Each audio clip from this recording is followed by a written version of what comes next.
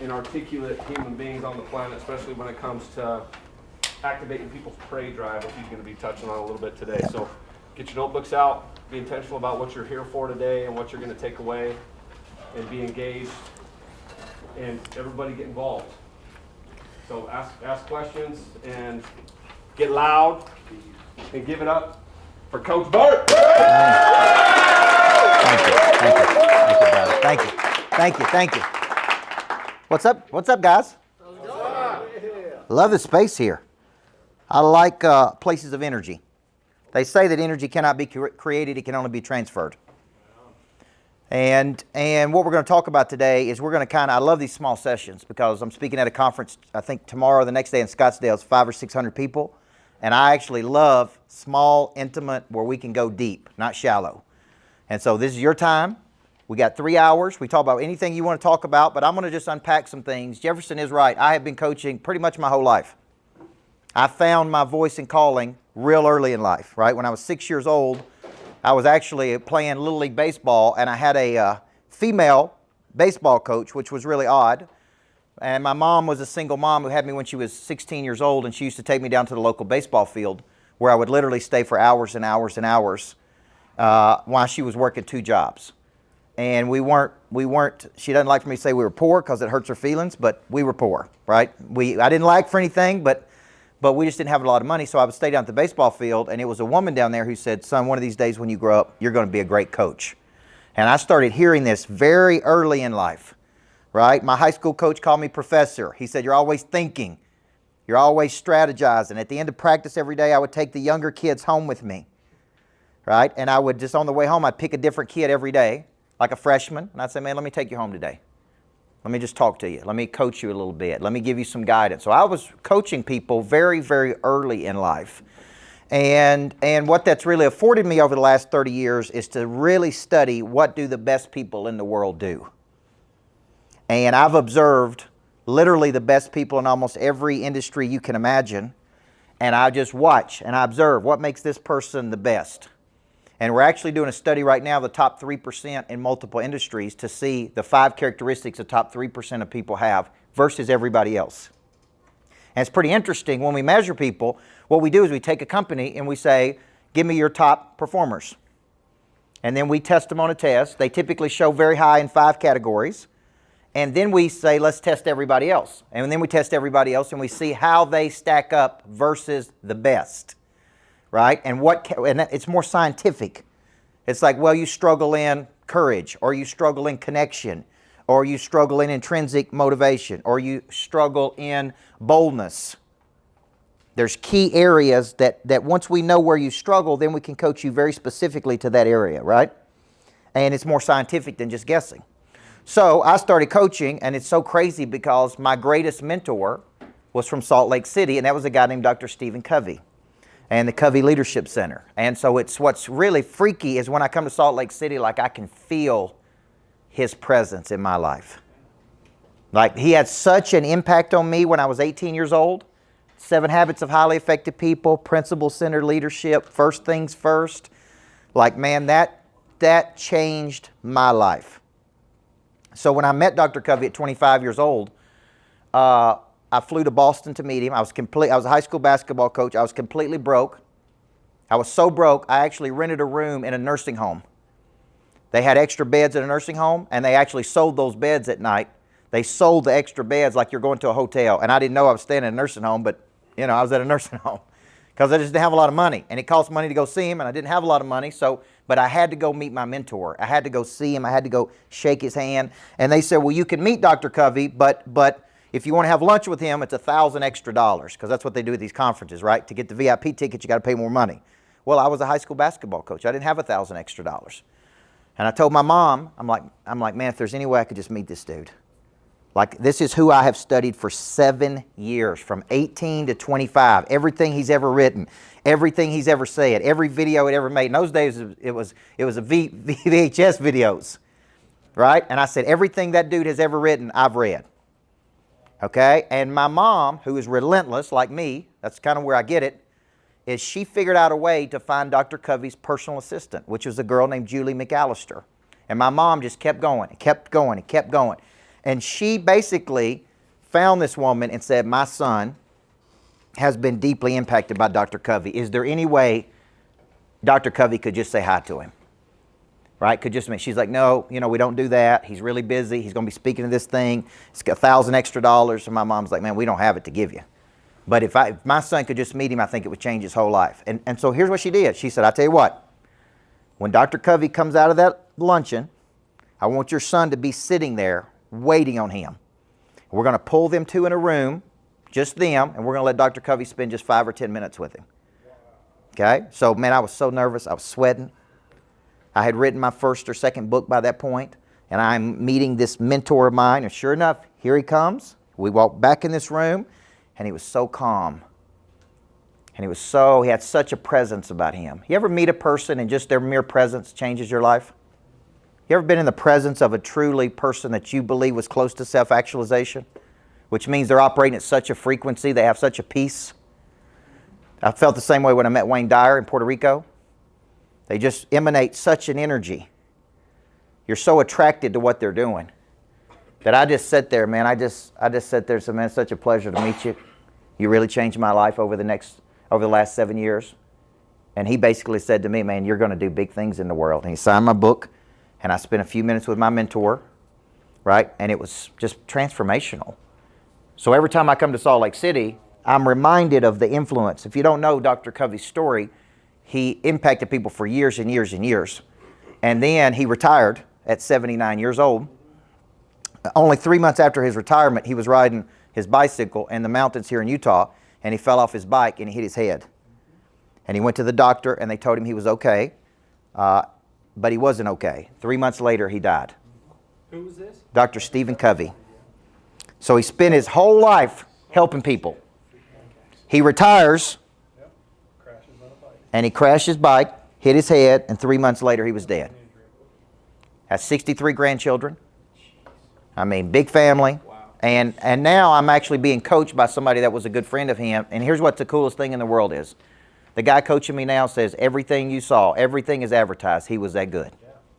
Whether he was with 1,000 people or with 1-to-1, he was as good as advertised.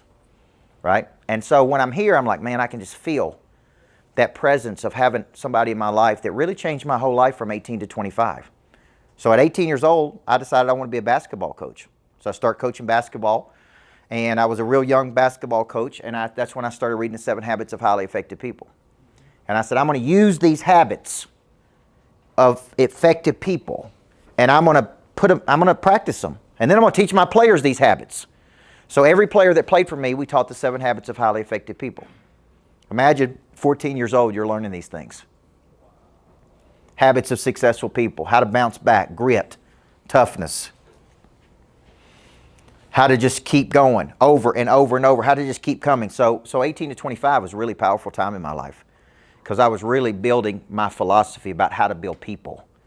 And when you build people, sales kind of takes care of itself many times. Would you agree? Absolutely. 100%. And that's really what we're going to focus on today is how do we activate something inside of you? We're going to call that Pray Drive. Okay, and there's a story behind Pray Drive. We're going to talk about because goals. And we're going to talk about how do you just keep going over and over and over.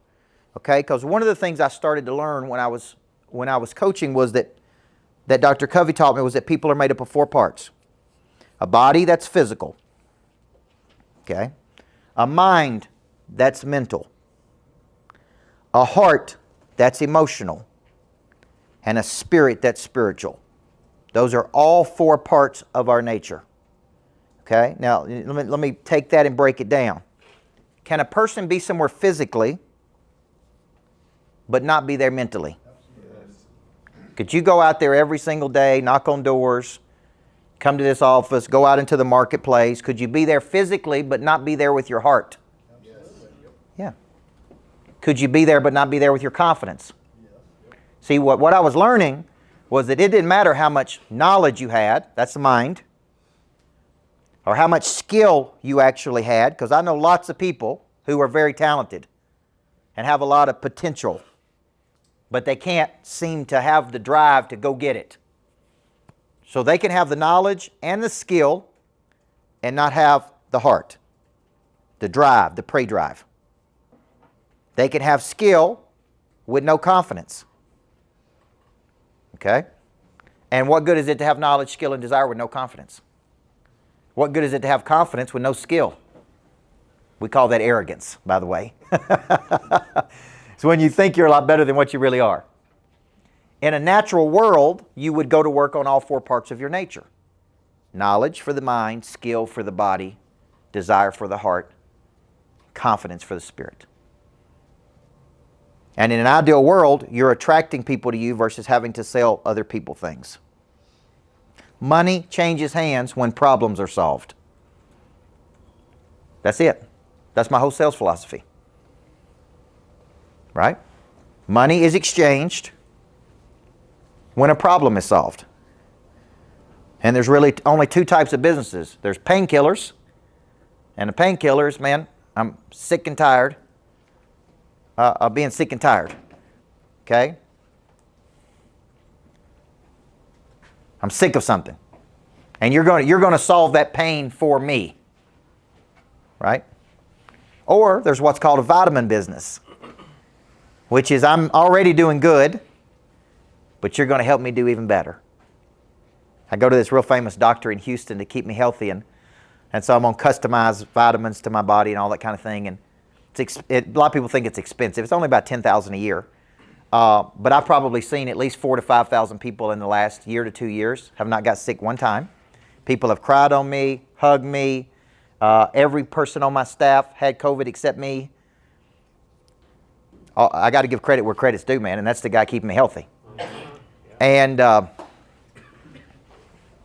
when I went there, they make you fill out a form on why you're here, right? Most people say, I hurt here, I'm sick here, I don't have any energy.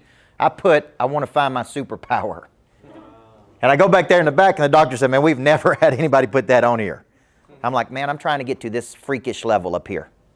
I need a lot of energy. I need to be incredibly healthy. I need to be able to help a lot of people. How can you help me do that? That's why I'm here. I went there for a vitamin. I didn't go there for painkiller. See the difference? So when you're thinking about this, let's start with a simple concept of I want you to think right now where you're struggling. Is it knowledge? You need more knowledge of the industry. You need more knowledge of the product. You need more knowledge of how to sell. You need more knowledge, right? You don't have the knowledge you need. I asked my sales team to give me the last 5 people that they called that they told me they couldn't make a sale to. And in almost every scenario, I either sell them or I can find the true objection. And many times they'll say, they don't have any money. This is what my people tell me. They don't have any money, which is bull, because everybody's spending money on something, right or wrong. Anytime they tell you they don't have the money, they're spending money on something. Okay? They're just saying this ain't a priority to me to spend it on this. Same person that says they don't have any money today will go out and spend $200 on alcohol this weekend or eat at Texas Roadhouse. I don't know if you have Texas Roadhouse here, but we do in Tennessee. They'll spend $250 at Texas Roadhouse, or they'll buy a bunch of junk, or they got a bad habit, but they'll tell you they don't have any money. What they're really saying is this is not a priority to me, right? So sometimes my salespeople say, well, they're not a buyer, or they don't have any money, or they're not interested. And it's so funny because I'll say, well, give them to me. Let me call them. And in almost every scenario, they buy something. And it's like having two totally different conversations with the person. What do I have that they don't have? More knowledge, more skill, right? Probably more prey drive. And in this case, I'm a lot bolder than they are. I have no hesitation whatsoever of asking another person for something. That's how much I believe in my product and service. Right? I don't want to skirt around the truth about it. I don't want to try to beg you to have it. I don't want to try to convince you. I believe it's to your benefit to take action with me. I believe it's to your benefit to buy my products and services. Right? I'm sold. So it's interesting because they have what's called considerations. And consideration is an internal thought that prohibits an external action. And a consideration is they don't have any money. A consideration is, oh, they're not interested. A consideration is, oh, they could never afford this. A consideration, you see what I'm saying? So if I have personal considerations, do you think that's going to affect my sales? Absolutely. Because you just won't ask people. You're afraid to ask people. You're afraid of what they'll say. You're afraid they'll say no. You're afraid they'll reject you. You're afraid of embarrassment. You're afraid of something. You already made up your mind, right? That they can't do it. So do I have more knowledge than them? Probably. Do I have more skill than them? Yes. Do I have more prey drive than them? Probably. Do I have more confidence than them? Yes. Now the question is, how can I transfer that to them? Okay, out of those 4 areas, I want you to tell the person beside you, if you are struggling in one area, which area are you struggling in the most? Knowledge, skill, desire, or boldness, confidence. Which area could you improve in? It's not like you're terrible here, but what do you think it is? Just tell the person beside you. All right. Now, this is very important, because as a coach, when I'm coaching a person, if I were coaching you one-to-one, the very first place I would go to is these 4 areas, because that's the whole person. Okay? See, all those years of coaching basketball players, winning championships, I had some players that had all kinds of desire. They showed up early, they stayed late, they would take the shots, they would do whatever I asked them to, but they just weren't that skilled. And I may have a player that scored 6 points a night, and I'm like, man, why can't she score 12? I need her to score 12, but she consistently scored 6. No matter how much we practiced, she only scored 6. Then I have a player who scored 20 a night, right? Who every now and then could score 40. And when you start looking at a very successful salesperson, if you just looked at all the top door-to-door top salespeople in the world, they are very, very talented in these areas. High degrees of specialized knowledge. Not just average skills, but impeccable skills. Right? And that skill is not, don't think of it as I'm very skilled at selling windows. Think of it as I'm incredibly skilled at connecting to people. I'm incredibly skilled at disarming people. What's one of the number 1 ways you can disarm people? Get them laughing. Laughing? Smile. See, I study connection. And actually, I'm being coached right now on connection. And real connection comes from intrinsically validating another person. They feel seen. They feel heard. They feel understood. They do not feel like a transaction. The word transact means to discard, right? Means I used you and I don't need you. You're just here to sell me something. Okay? Now, we both have an affection for Cardone. We like Cardone. I spoke at 10X. But they are now adding so many salespeople down there that I went to an event last week at boot camp. Every time I came out for something, they tried to sell me something. Okay? Walk right out of the conference. Would you like to go to dinner with Cardone? Would you like to invest with Cardone? Would you like to be involved with Cardone Ventures? And finally, this dude's about 18 years old. I said, stop. You see this? It's my name tag. My name is Michael. Nice to meet you. Let me coach you in how to do this. Michael, are you enjoying the conference? Michael, where did you come from? What are you trying to do in your business this year? Out of everything you're learning here, what are you going to go back and apply? Where can we serve and help you? If it's okay with your permission, I'm going to give you my cell phone. And as you go back and think through this stuff, with your permission, man, I'd love to just follow up with you, see if there's a way we can help you. There is 0 chance in hell that I was going to buy something that way. Everybody see that? You don't know me. You don't know my name. You don't know my problem. You don't even understand what I'm trying to do. You're just trying to sell me something. Now, there will be a percentage of people that buy something. Would you agree? But how much better would you be? How much more would you sell if you truly learned the art of connection to another person? Everybody see that? See, that's what people, the first time I feel like you're just trying to sell me something, the first time I feel discarded, the first time I feel like a transaction to you, Man, it feels dirty to me. I don't feel like you care about me. I feel like you're trying to make a commission. Everybody with me? Yes. Now, there is a fine balance. Make no mistake about it. I am a stone cold killer machine. You can ask Jefferson. Right? I have a killer instinct in me. Okay? But I do it in a way that's not transactional. You understand where I'm going with this? You can have a very high prey drive, which is instinct. Okay? Without coming across as fake and just trying to get a commission. Okay? And this coaching that I'm getting right now, first session we got into agape love. Agape love is a deep sense and awareness of other people. And the first session, me and my wife are doing this coaching together. And the first session, I'm in the session, I'm like, agape love? Like, what are we talking about?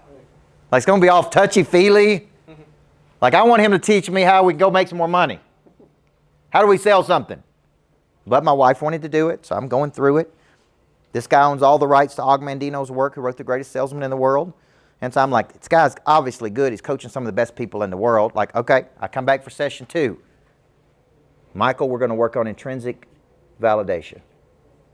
I'm like, okay, whatever. When are we going to talk about making money? Helping people, you understand? Session 3, we get into connection. How to really touch a person at a deep level. How to sense what other people need. Some people need encouragement. Some people need a good word. Some people need a positive energy. Some people need a thank you. And after my 3rd session, I looked at my wife and I said, this is how you make more money. Right? Everybody's looking for the secret. The secret is connection to other people. You don't need more money, you need more people. The people have the money. But they don't give you the money if they just feel like you're trying to sell them something. Does that make sense? I imagine you knocking on my door at my house in Tennessee and my wife coming to the door, who's typically at home during the day, working or with the kids.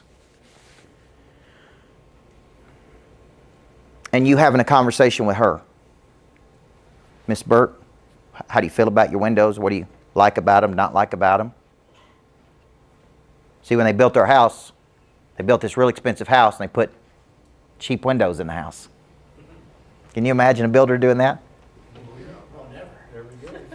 So we didn't buy it as a custom house, so it was an expensive house that was already built. And I just imagine you having a conversation with my wife, right? And you talking to her. What do you like? Man, you got a beautiful house. How are you doing? How many kids do you have? What are you trying to do here? You understand what I'm saying? The number one question I ask when I'm selling people is one simple question. What are you trying to do? And people just tell me. I'm trying to do this. I'm trying to do this. I'm trying to do this. So is connection a skill? Yes or no? Okay. How many of you know people that are really, really good at connection? Do you think those people make more money than other people? Yeah. Of course they do. So when I want you thinking about skill, if you think about the top door-to-door people in the world, yes, some of them are great at closing. Some of them are great at connection. Some of them are great at disarming. But the way you disarm a person is you just be friendly. Right or wrong? 100%. Just talk to people. Man, you got a beautiful house. It's so good to meet you. I'm honored to be here. Man, I'm excited about being part of what we're doing. Like, you just be friendly to people. That's how you connect. Then what happens is you disarm people. And you just talk to them. Just talk to them. Like I routinely say, man, I'm fighting for you. I can't help you till you commit to something, but once you commit, I'm not going to let you fail. Right? I'm here to help move you from A to B. So big-time people have incredible knowledge of something. They're not generalists. They're specialists. Then they got impeccable skill, connection, communication, disarming. Okay? Then they've got a really high prey drive. Prey drive is an instinct. Prey drive is an instinct. And this is something a lot of people don't have. It's hard to teach this killer instinct. You know what I'm saying? Like there's an opportunity here. Go for it. Okay? Seems like you'd like to do this. Sounds like this is perfect for you. Man, it feels like you're ready to get started right now. Am I right about that? Sounds like, it seems like, it feels like. We lose 10% of momentum every day we don't take action. Sounds like, seems like. Feels like. There's certain pray drive moments, which is a moment to go for it, man. Right? There was a girl I wanted to go out with in college named Summer Kirk. She was beautiful. And she was in class with me every day, and I was scared to death to call her. I finally got up enough courage to call her one night. She answered, and I hung up. Because I didn't have any courage, man. I would just sit there in class and go, God, she's so beautiful. God, she's so friendly to everybody. God, it's like that movie, Something About Mary. You know what I'm saying? Like she was everything. But I didn't have the guts to just talk to her. A lot of salespeople get stuck in the friend zone. And the friend zone is where you just sit there and talk and talk and talk and talk and sell and sell and sell. And there was a big CEO in Minnesota once. I'm sitting there trying to sell him my products or services. And I'm going through my sales pitch. I just kept talking. He finally said, will you shut up for the love of God and let me buy what you're selling me? He said, Coach, I made a decision the first time I saw you to hire you. All you got to do is tell me how I buy from you. And that taught me a valuable lesson. Sometimes we just keep talking, and we just keep talking, and we just keep talking. And what we need to do is just shut up and let them buy it. Would you agree? Sure. I've had salespeople just sit there on the phone and talk and talk and talk. The longer you talk, the easier it is to say no. So sometimes it's like, hey, seems like you want to do this. Would you like to get started? Pray drive. Confidence, boldness. So how many people said knowledge was their thing? Raise your hand if knowledge was your thing. It's a big one. I want to transcend selling for a second. People who are really, really good are very well spoken. They have a high connectivity to people. You could put them in anywhere. You could put them in Utah. You could pick them up and put them in Montana. You could pick them up and put them in New York City. Right? Like I'm convinced you could take me and put me into a sales role, no matter what it is, and I could sell something. Right? Because the skill of connection to people and the motivation is just what a lot of salespeople lack. How many people said skill was the problem? Skill. Okay, some of you. How many people said pray drive is the problem? All right, so let's unpack that one. Why did you say that? I think it's, like you said, shut up and tell me what, sometimes I'm the guy who I want to build more rapport. I want to talk to him longer. I want to get more out of him. I want to make a connection. I want to find something that I can connect with. And then I lose sight of, sign on the dotted line type of thing a lot of the times because I'm so busy trying to gather all the information to make sure that I'm setting up, quality appointments or whatever, that I don't just give me your phone number, give me your name, your address, That's right. Get out of there. So it's like a freight drive thing. I'm just kind of pulling back the reins because I want to make sure. And that's a consideration. See, if you were thirsty and I had this water right here, I could tell you it's Fiji and it's natural artesian water and it's from the islands, which is probably bullcrap. I could tell you that it's a soft taste of solid rock. I could tell you, man, it's only made in certain parts of the world. Or I could just say, man, I got water and you're thirsty. Right. And I know it's ridiculously overpriced, but I got it right here and it's very convenient for you right now. Would you like to have it? Yeah. Simplicity. Everybody see that? You got windows. We got better windows. You don't like the windows you got, or it's costing you a lot of money on your bill, or whatever the case it is. We can help you. Would you like for us to help you? Everybody see that? That's sometimes. See, here's what I tell people. I'm friendly, but I ain't your friend. And you know why? I'm your coach. And I can't be your best friend if I'm going to be your coach. Because then you begin to devalue my coaching. See, when I'm on the phone with the person, I'm a total expert. So I was calling people on the way over here, and I was letting the Uber driver listen. I said, listen, this is for free. I'm going to let you listen to this. He was having a blast. He's like, man, that's awesome. I called first person I said, you know why you're on the phone with me? And he said, no. And I said, because I only call serious people. If you get on the phone with me, you must be serious. Now, on a scale of 1 to 10, how serious are you? He said, I'm real serious. I said, okay. So if we send over a contract right now, you going to sign it? Because I can't help you till you commit, but once you commit, I'm not going to let you fail. Right? We're just laughing, talking. I start off by saying something that's real strong. Man, the reason you're on the phone with me, because they told me you were real serious. Am I right about that? Were they right or wrong? Okay? How do you answer that question, by the way? You think people are going to go, no, I'm not serious at all.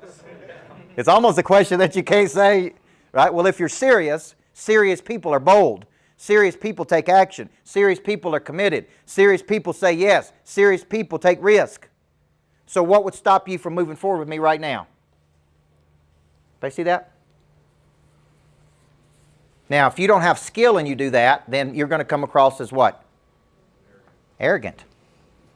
See, they did a study in 2008 of the top salespeople in the world, and they found 5 types of salespeople. The relationship builder, which is what most people are taught to be, especially where I live in the South. Hard worker, reactive problem solver, the challenger, and the lone wolf. Those are the 5 types of salespeople they found. 40% of all top salespeople are what they call challengers.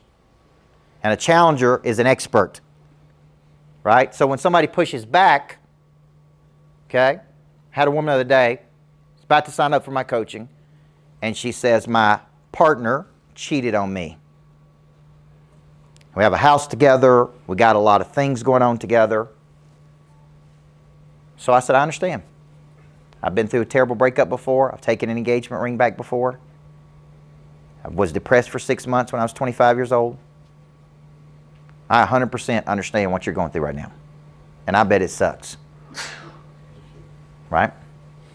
Now the discernment is, I could push her to make a buying decision, but she ain't in a position to hear it. Everybody with me? I know what's best for her is to bounce back, study transition, get her confidence back. But if I try to sell it to her right now, she ain't having it. Okay? Now I could push a little bit, create a little bit of tension, but the discernment in me is like, hey, I'm here. I believe in you. Now, what could I do to build some relationship with her? Ask about her. Yeah. After that one phone call, what could I do? Follow up. I could just follow over and say, man, hope you're having a great day today. I'm fighting for you. You need me for anything, I'm right here. Right? Knowledge, skill, desire, confidence. Confidence, boldness. Boldness is the willingness to ask another person for something. Connection is I need to try to understand where you're coming from. So what's a simple tool when you're trying to connect to another person? Just say this when they tell you something. Tell me more about that. Just tell me more. Man, have a rough day today. Tell me more about that.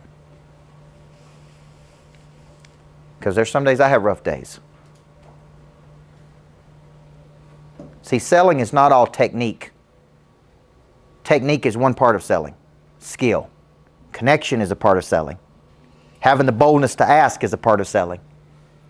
What happened to the old days of just genuinely helping another person solve a problem and making a sale that way? That be fair? Yes or no? What are you trying to do? How can I help you? Now, let's get into, on your sheets, I want you to write down 2 things. On the left side, I want you to write down A, the letter A. If you do this exercise in your mind too, if you want to. So it would look like on the left side,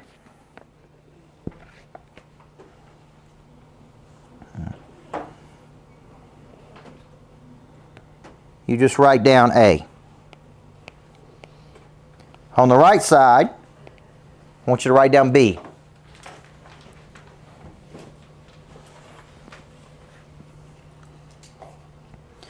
A is your current position in life.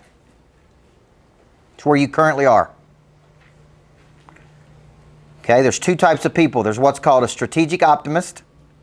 And a strategic optimist is a person that don't worry about much, thinks everything's going to work out fine, pretty positive and upbeat, show up, just do their thing. Then there's what's called a defensive pessimist. And a defensive pessimist is a person that actually focuses on all the things that could go wrong. And because they focus on all the things that could go wrong, they mentally rehearse so it don't go wrong. There's no right or wrong here, by the way. I am a defensive pessimist. which means I mentally rehearse what could go wrong and all the things that could go wrong, which forces me to prepare and prepare and prepare so it don't go wrong. Nick Saban, defensive pessimist. Okay? 26% of the players in the NFL said if they had any coach they could play for, they would play for Pete Carroll.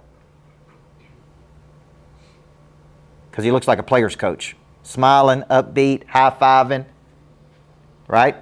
And then they asked the players, was it easy playing for Pete Carroll? Seems like he must be great to play for. They said, man, he has the most incredible expectations of you that you could ever imagine. He expects you to be your best every day. Just the way he does it makes it feel positive, right? Well, when I'm doing this exercise, A is your current position in life. B is your defining ambition, meaning where you're trying to go. B is where you're trying to go in the future. It is your ideal outcome.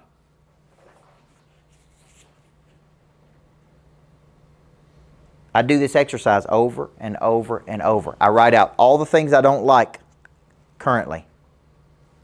All the scenarios in life I don't like. I don't like this, I don't like this, I don't like this, I don't like this. And then at B are all of the things, if I had my ideal way, what it would be.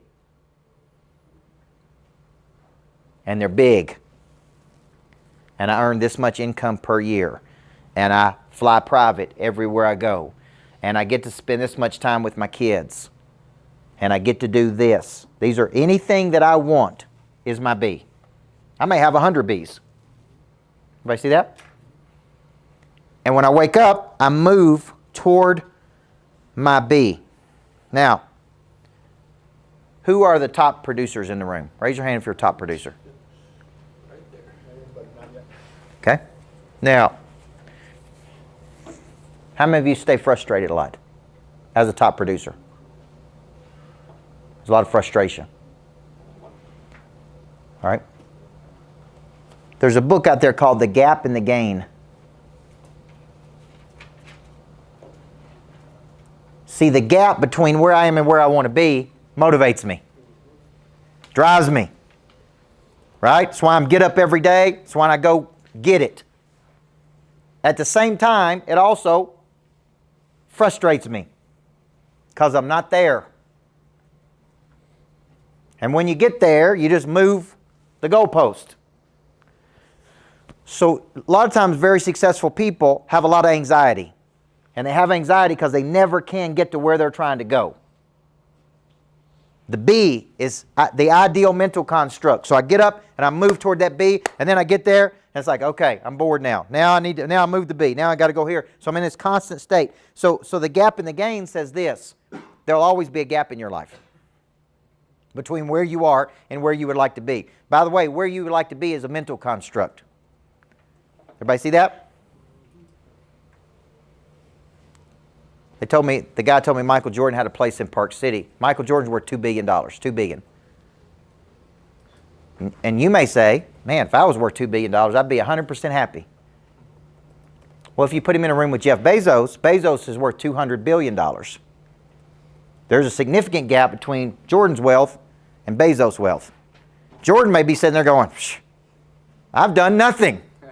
Right or wrong? Look at me, man, I've done nothing here. That dude's worth $200 billion. This gap both motivates and frustrates at the same time. So the concept is to focus on the gain. And the gain is, instead of always looking forward to where you should be, look at somewhere you used to be in the past. Coach, what's that book called? The Gap and the Gain. See, you look at Jefferson, if he goes back to his past when he talks about his story, on drugs, going nowhere, goofing around with all the wrong people. My wife did drugs every day for 3 years, from 21 to 24. Lost and confused, shut it down one day. See, it'd be very easy for us to constantly live in this gap between where we are and where we used to be. The gain says, man, look at where I used to be. Used to be on drugs, doing nothing. Now I'm running a company. Now I got great people. Now I'm doing big things in the world. The gain keeps you in a mindset of gratitude. I'm not where I want to be, but thank God I'm not where I used to be. Everybody see that? You go out tomorrow and you're just a little bit better because of the coaching we did today, that's a gain, yes or no? Yes. And it may not even turn into a sale. You just are a little bit more confident. You're just a little bit better. Tomorrow you connect with the person a little bit stronger. That's a gain. So the book is this A to B. So this A to B exercise I do, I make all my top people do it. And I ask them a simple question, what's your B? And people say, well, my B is I want to earn $150,000 a year. I want to do this. I want to be happier. I want to quit being so anxious and frustrated. I want to quit having all this anxiety about money. I want to, right? That's my B. Every day you wake up and you move toward the B. Now, but this is not what a lot of people do. Every day they get up and they're distracted. Drama, low-level conversations, issues, this. And instead of moving toward the B, they get distracted, which means to pull apart. Now, the question is, what would make you want to get out there? Because one of Jefferson's things was, how do you stay motivated every day knocking doors? How do I stay motivated after 30 years of doing this? 30. You know how many talks I've given 30 years? You know how many planes I've been on in 30 years? You know how many hotels I've stayed in 30 years? From cheap hotels, to bad food, to delayed flights. How does a person keep going over and over and over and over and over? And I am convinced it's because of one thing that I'm going to share with you right now. It's because of your because goals. Okay? Now, a because goal is a reason that is deep in you that would prompt you to take an action. Okay? Let me give you an example. I grew up a single mom. My dad never came to a baseball game. He never hugged me. He never told me he loved me. It's totally absent from my life. I remember my mom saying, you got to go to your dad's for the night. It's like once every other 6 months. I remember as a kid going, I don't want to go. Like, I don't even know who he is. We don't have a relationship at all. Like, I would just go down in the basement, play by myself at his house. Like going to a complete stranger's house. Everybody see that? Because of that, I made up my mind I'm going to be a good father. Because my dad wasn't a good father. Everybody see that? Because I grew up poor, I made up my mind I wasn't going to be poor anymore. And I would never be poor again. Because I stayed in crappy hotels around the world when I was starting this speaking career, I made up my mind I was going to make enough money to stay in suites when I go on the road. Everybody with me? Because I now have 2 children with one on the way, I made up my mind I want to fly private everywhere I go. And you say now, how does that affect selling? When I remember my because goals, guess what I do? Anytime I'm sitting there and I don't feel like making a sales call, I don't feel like following up, I don't feel like knocking on a door, I don't feel like going the distance, guess what I remember? All my because goals. And those because goals prompt me to go, you know what? Let me pick up this phone. Let me call somebody. Let me follow up. In your world, let me knock on a door. Let me keep going every day when I don't feel like doing it today. See, there's a lot of belief about find your why, start with why. And I'm not opposed to that. I just think knowing my purpose doesn't prompt me to pick up that phone. My because goals, to me, Covey called it translate the mission to the moment. Like I woke up today and I don't feel like, man. I don't feel like knocking on a door. But because I'm so sick of driving the car I'm driving, because I'm so sick of not having any money, because I want to have a better life for my family than I had, guess what I'm going to do? I'm going to go knock on doors. See how strong that is? Mm-hmm. So I ask people, what are your because goals? And when you know your because, and I don't care what they are, by the way. Because something happened to you in the past, because you want more, because you want a better life, because somebody's dependent on you, because you got screwed over. Like it really doesn't matter to me. What you got to get clear on, man, is I got to remember my because goals. And then I got to translate that mission to that moment. So I want you to take a second right now and I want you to write down 3 to 5 of your top because goals. So I see everything from houses to Winnebagos or trucks, guns. How many of you know what to do every day when you go out there? How many of you know what to do when you get out there? But for some reason you just don't do it.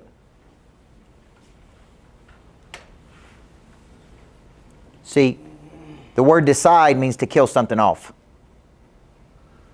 When you're selling something to another person, you're helping them make a decision, which means to cut something away. What you're killing off is fear, doubt, insecurity, vacillation, lack of confidence. Right? You're helping a person make a decision. Does that take confidence? Because you got to have enough confidence for you and them, because they're scared. Well, because goals, see, some of you are not clear enough on your because goals yet, and they don't run deep enough. So when you get out there, you listen to your feelings. Amateurs listen to their feelings. Professionals do not listen to their feelings. Right? So the amateur salesperson says, man, I just don't feel like doing it.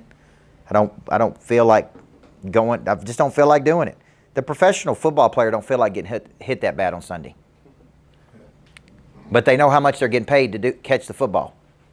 The professional artists don't feel like singing the same song over and over and over. But that's what they're getting paid to do. Everybody see that?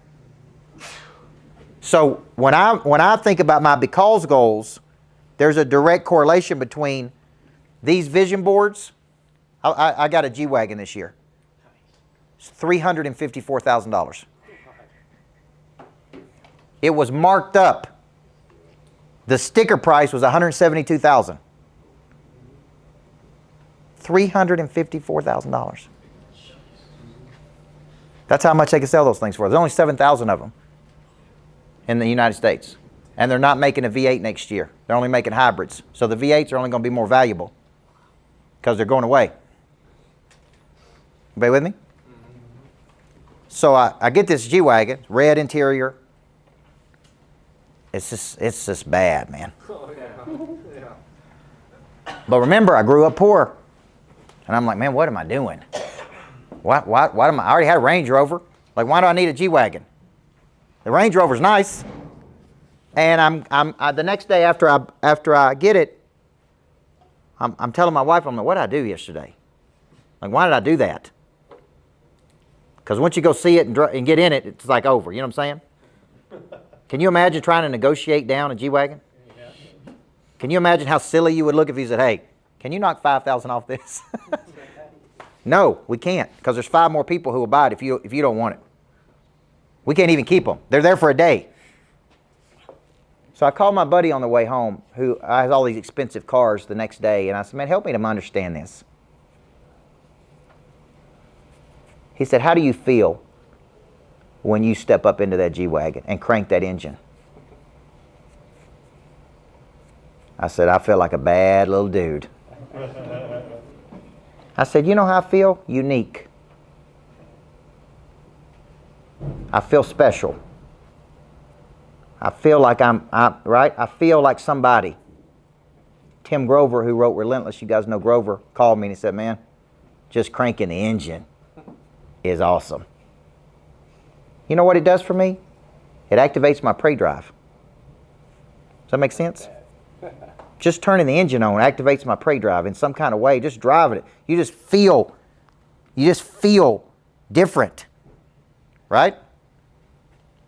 And sometimes in life you need things that reactivate your drive, that make you want to go get it. Because I can't imagine taking that thing back because I couldn't afford it. Does that make sense? Like, that'd be embarrassing. Like, I got to bring it back, man, because I can't afford it.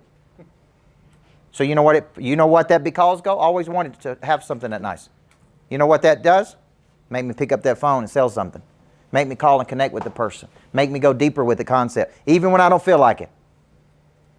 See what I'm saying? See, you got to remember these because goals, because this overcomes your feelings. When I see low-level salespeople, their because goals are too small. You don't have any because goals. So you listen to your feelings all day. And all this stuff on the vision board just lives in your mind. It doesn't live in reality because you don't manifest it. And you don't manifest it because you're still playing at an amateur level. Right?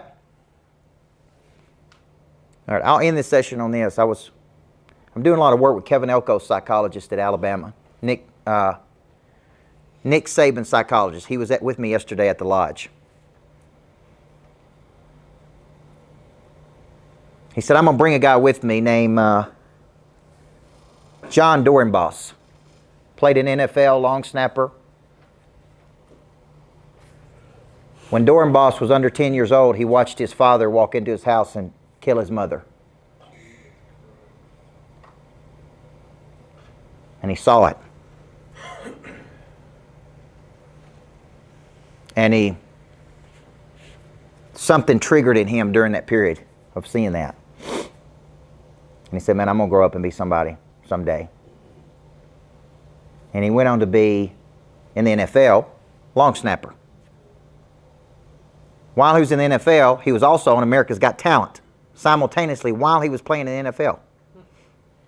And the dude said, I was playing for the Eagles, and I practiced at training camp all day, 8 to 5. I'd get on a plane in Philadelphia and fly to Los Angeles and shoot the show for 4 or 5 hours, get back on a plane, fly back to Philadelphia, and be at training camp the next morning. That's all the way across the country.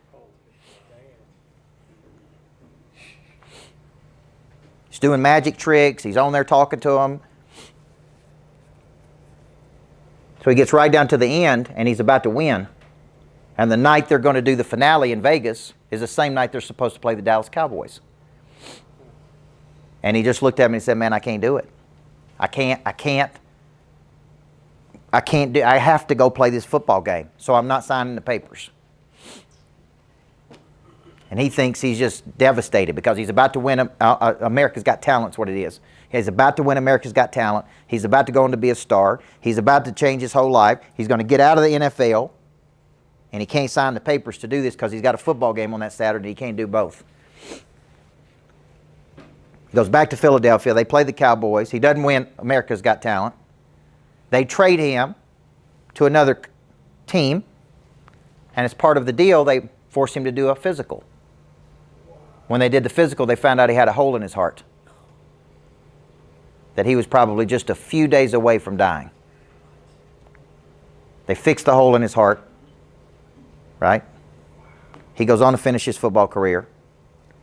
He had more votes on America's Got Talent than any other person ever in history, and he still didn't win because he didn't sign the papers to do the deal. But he would tell you, because he didn't sign the papers, because he played the football game, because they traded him, because they did the exam on him, they found the hole in his heart, and he's still alive because it worked out that way.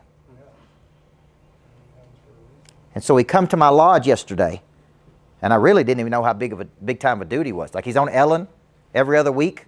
Ellen loves him. And so he's me, Elko, which is Saban's coach, and Dorenbos. And Dorenbos is bold. I mean, he walks in, he's talking to everybody. He's got a confidence and a boldness about him. And I said to him, man, where did this come from? He said, man, you watch your dad shoot your mom. And you ain't afraid of nothing. Forever. Right? He said, I made up my mind I was going to do something big. And I ain't afraid of anything. And that's what, as we were shooting this footage, I kept going, man, the dude's bold. Man, he's got guts. Man, he's got, right? Just coming out of him. He's got big because goals. Right? And when you got big because goals, you'll get on a plane in Philadelphia and fly to LA, and you'll go around the country, and you're not afraid of anything. And he came to me because he said, man, I don't know how to make money with my coaching and speaking. I'm getting booked to speak around the country. I'm on Ellen, but I have no products. I have no coaching services. And I really need your help. And if you could just help me solve this problem, Coach, man, we'll do big things together. See? That's big because goals, guy. If you don't have these, you're going to go out there and knock on doors and you're just going to go through the motions. And there's no heart, no real power, no real confidence. And it's going to be a burden to you, man. It's going to be a burden to you. It's a good first session. You guys agree? Absolutely. All right, let's take a short break. Thank you. Take a short break. All right, let's talk about some things you took away from that first session, because to me, there's a big difference between motivation, inspiration, and activation. Okay? Inspiration means you get inspired. Okay? And that is a flash. It is a pray drive moment. Okay? And we're going to get into pray drive a little bit more in this session. But you can get inspired, and lots of people get inspired but then don't go do anything. You saw somebody, you watched somebody, you heard somebody, you watched the video, it was all good, but it doesn't translate into the mission to the moment. It's like, man, you still are not getting any better. Motivation means to move, and I always say you act your way into feeling, you don't feel your way into acting. See, if you were a big-time professional, like when I go into Scottsdale tomorrow or the next day, and those 500 people show up to see me, it don't matter if I'm motivated or not. Right? I got to get up there and do it. The football players got to get up and do it on Sunday. There's a big difference between playing on Friday nights and playing on Sunday. Right? So motivation is I'm moving.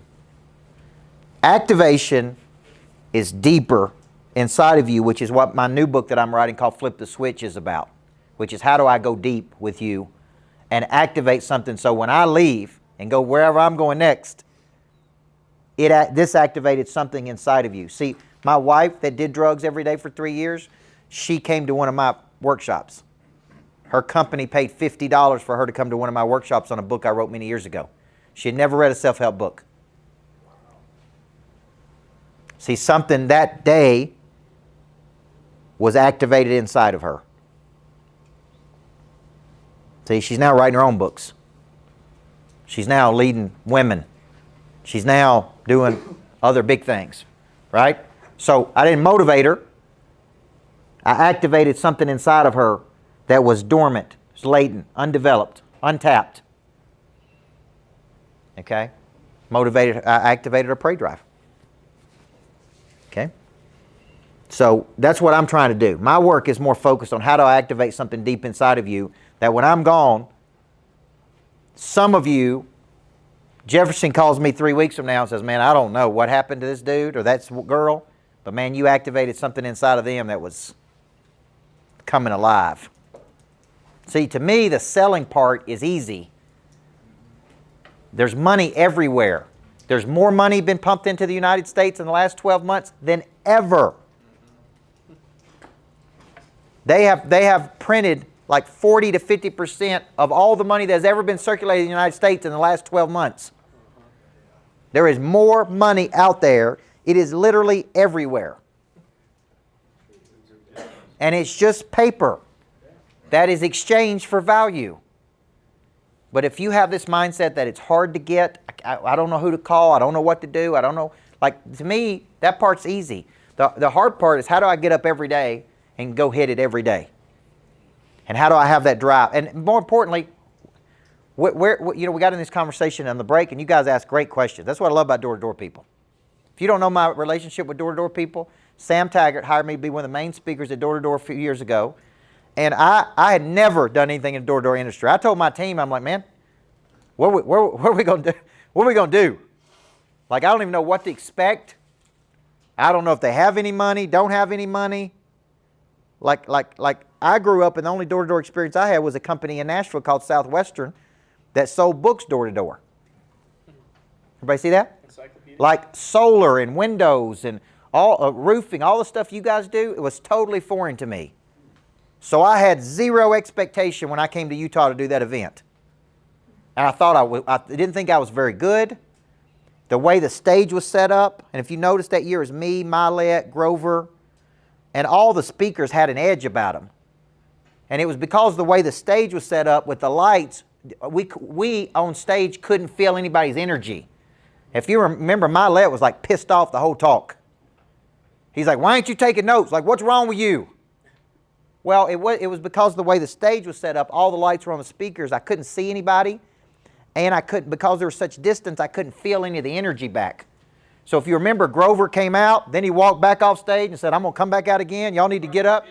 All the speakers were all just pissed. Because we're like, man, what's wrong with these people? But that wasn't the case. Because that day, I finished thinking I was just average. I walked off stage and I said, I'm going to mentor people here. Because I didn't know what to offer you guys. I didn't know what kind of offer to make.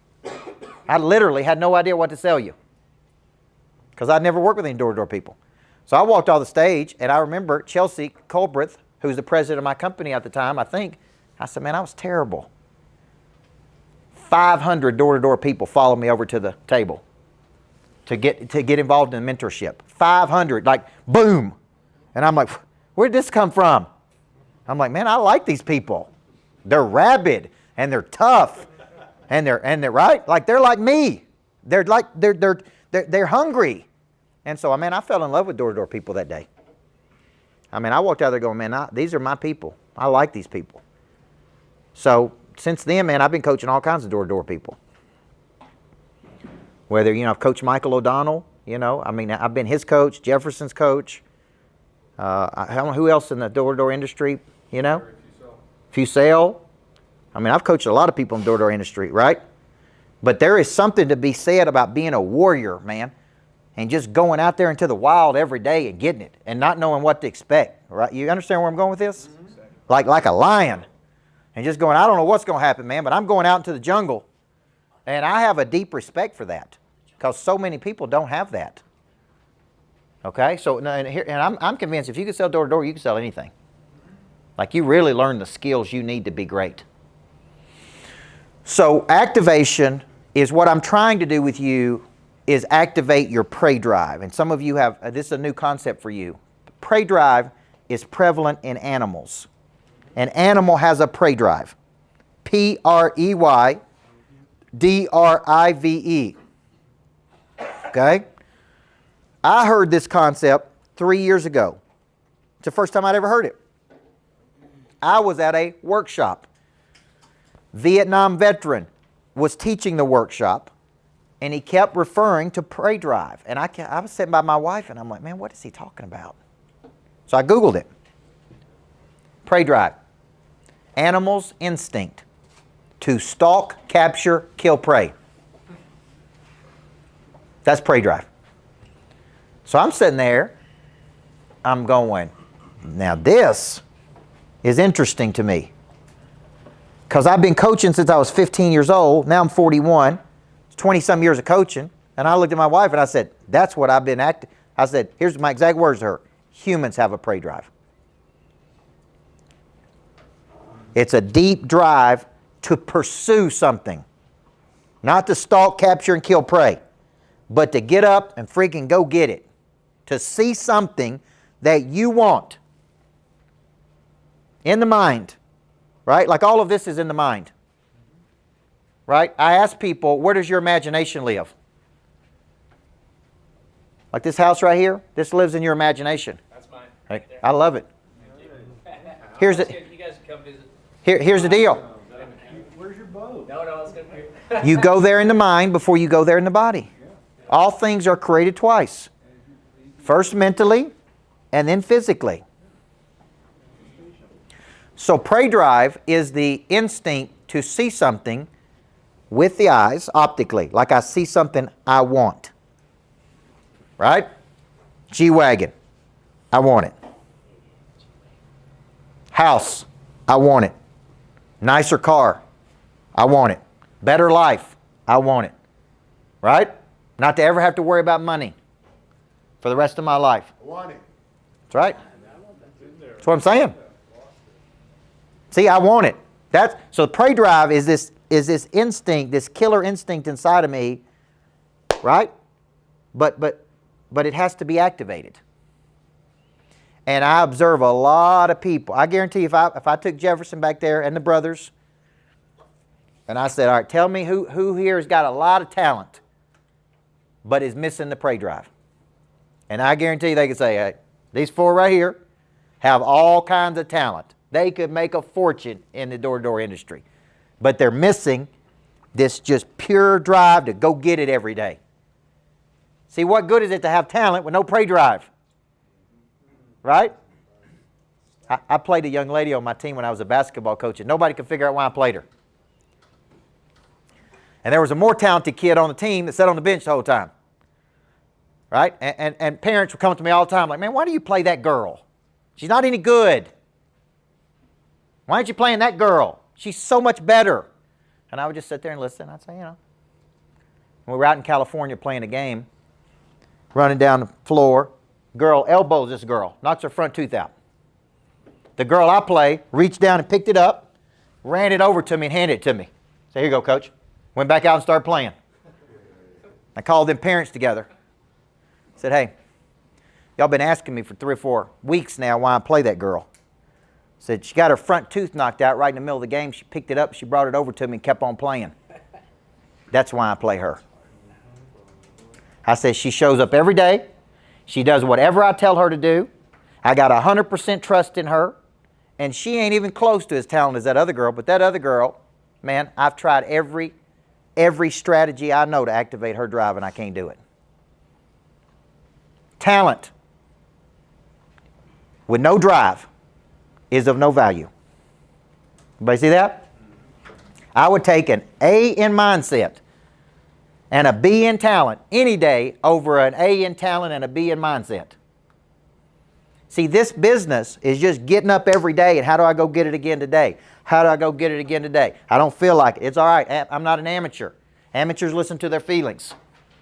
Selling is a game of probability. The more doors you knock, the more money you make. The more people I talk to, the more money I make. You don't need more money, you need more people. Right? People reward effort. It is our human nature. So prey drive, first step is it has to be activated. Now, how often do you think we have to activate it? Every day. Every moment. I'm telling you, every freaking day. And even throughout the day. It's like I had it this morning, then I stopped and ate lunch, now I lost it.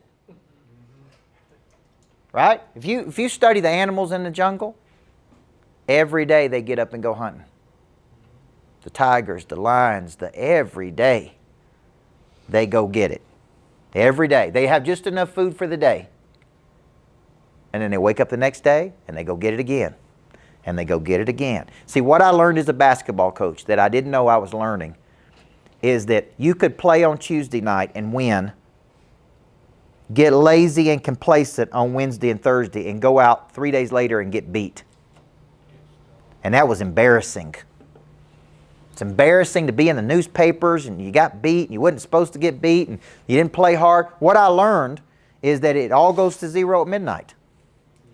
What I learned is we go to bed tired and we wake up hungry. What I learned is what takes years to build up can take seconds to tear down. So I operate in this concept of how do I activate my drive today? And then how do I activate it throughout the day? Okay? And then how do I, just to take an action, right? Just to take an action. How do I reactivate my drive every day? So there's 3 components of this. I want you to write these 3 things down. So prey drive is instinct. And I can show you how it's all over selling. I got to have prey drive to get up and go knock on the door. I got to have prey drive to follow up. I got to have prey drive to go for the close. I got to have prey drive is everywhere in the sales cycle. Number 1, must be activated. And I would tell you 8 out of 10 people, it has not been activated.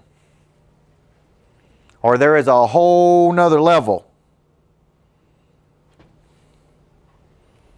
There is a whole nother level to your prey drive that you ain't even tapped into yet. Okay? Number 2, there must be a persistence to this prey drive. And this is really the willingness to sacrifice, to wake up and do things I don't want to do. to persist. I've operated for so long, for so many years, through fatigue, through tiredness, through whatever, that it's like a normal to me. Like I don't even recognize it. I don't even recognize when I'm tired. Right? I don't even say, well, I'm tired, man. I don't feel like doing this. Like I've done it for so long, I don't even know how not to do it. Like there'll be times I'm having a talk, like 4, 5, 6 talks in a day, and I'll go, man, I'm gonna take this one easy.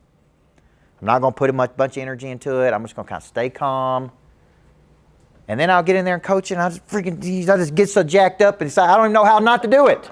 Everybody with me? Yeah. And my team will be like, I thought you were gonna take it easy. And you know why I tell them? I don't know how to take it easy.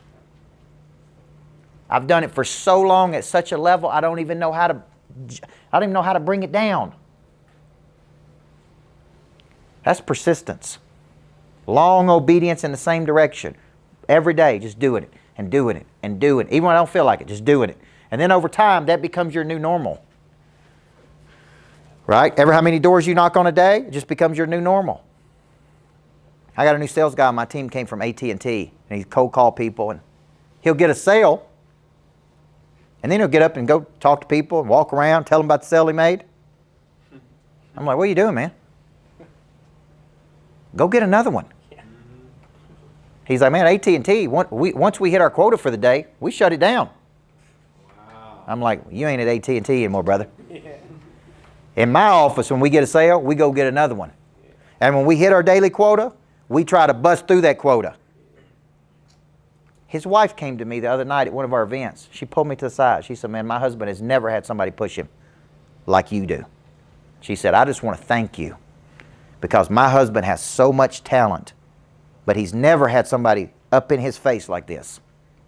She said, he's worked harder in the first 30, 60 days for you than I've seen him work in 10 years at AT&T. Wow. Right? Because he was used to hitting the quota, calling it a day. Then come back next day and hit the quota. I said, number one, your quota's too low if you hit it every day. Yeah. Right? If you hit it every day, it's got to be too low. If you hit something so many times, then you need to say, my quota needs to be higher. Not, well, let's just call it a day, man. I said, you got to learn the muscle of persistence, brother. Of just keep, boom, banging on it. Right? Third piece of prey drive is intensity. There is an intensity to a prey drive, like the cheetah attacking something in the jungle. Every now and then I watch those, Facebook videos where, the jungle where the cheetah's fighting and chasing the giraffe, and the giraffe's up on the giraffe's back, and the giraffe's throwing it off and running away. Man, it's a friggin' jungle. Well, intensity to me is, I got big goals, and I got limited time. So I want to talk about intensity like this. I don't have time for your drama. I don't have time to associate with people that are subtracting from my life. I don't have time to talk about something that don't matter. I don't have time to get focused on something small over here, because I got a big B, and I got to move toward that B with an intensity, right? And that is the coach in me. The coach in me is, we got 32 minutes, we got 4 quarters, we got 8 minutes a quarter, we got a game to win. I ain't got time for all this other stuff. Everybody see that? It's interesting because I'm around a lot of big-time people. Jefferson's paid a lot of money to be around a lot of big-time people. I very seldom hear them talk about any drama. Like, they literally don't have time for it. It don't even come out of their mouth. You don't even take it to them. Like, hey, what do you think about this? Or what do you think about that? Or hey, what are these two doing over here? It's like, man, I ain't got time for that. So I want you to think about your prey drive. And where do you struggle? Is it the activation of the prey drive? And I'm actually going to show you how to activate it every day.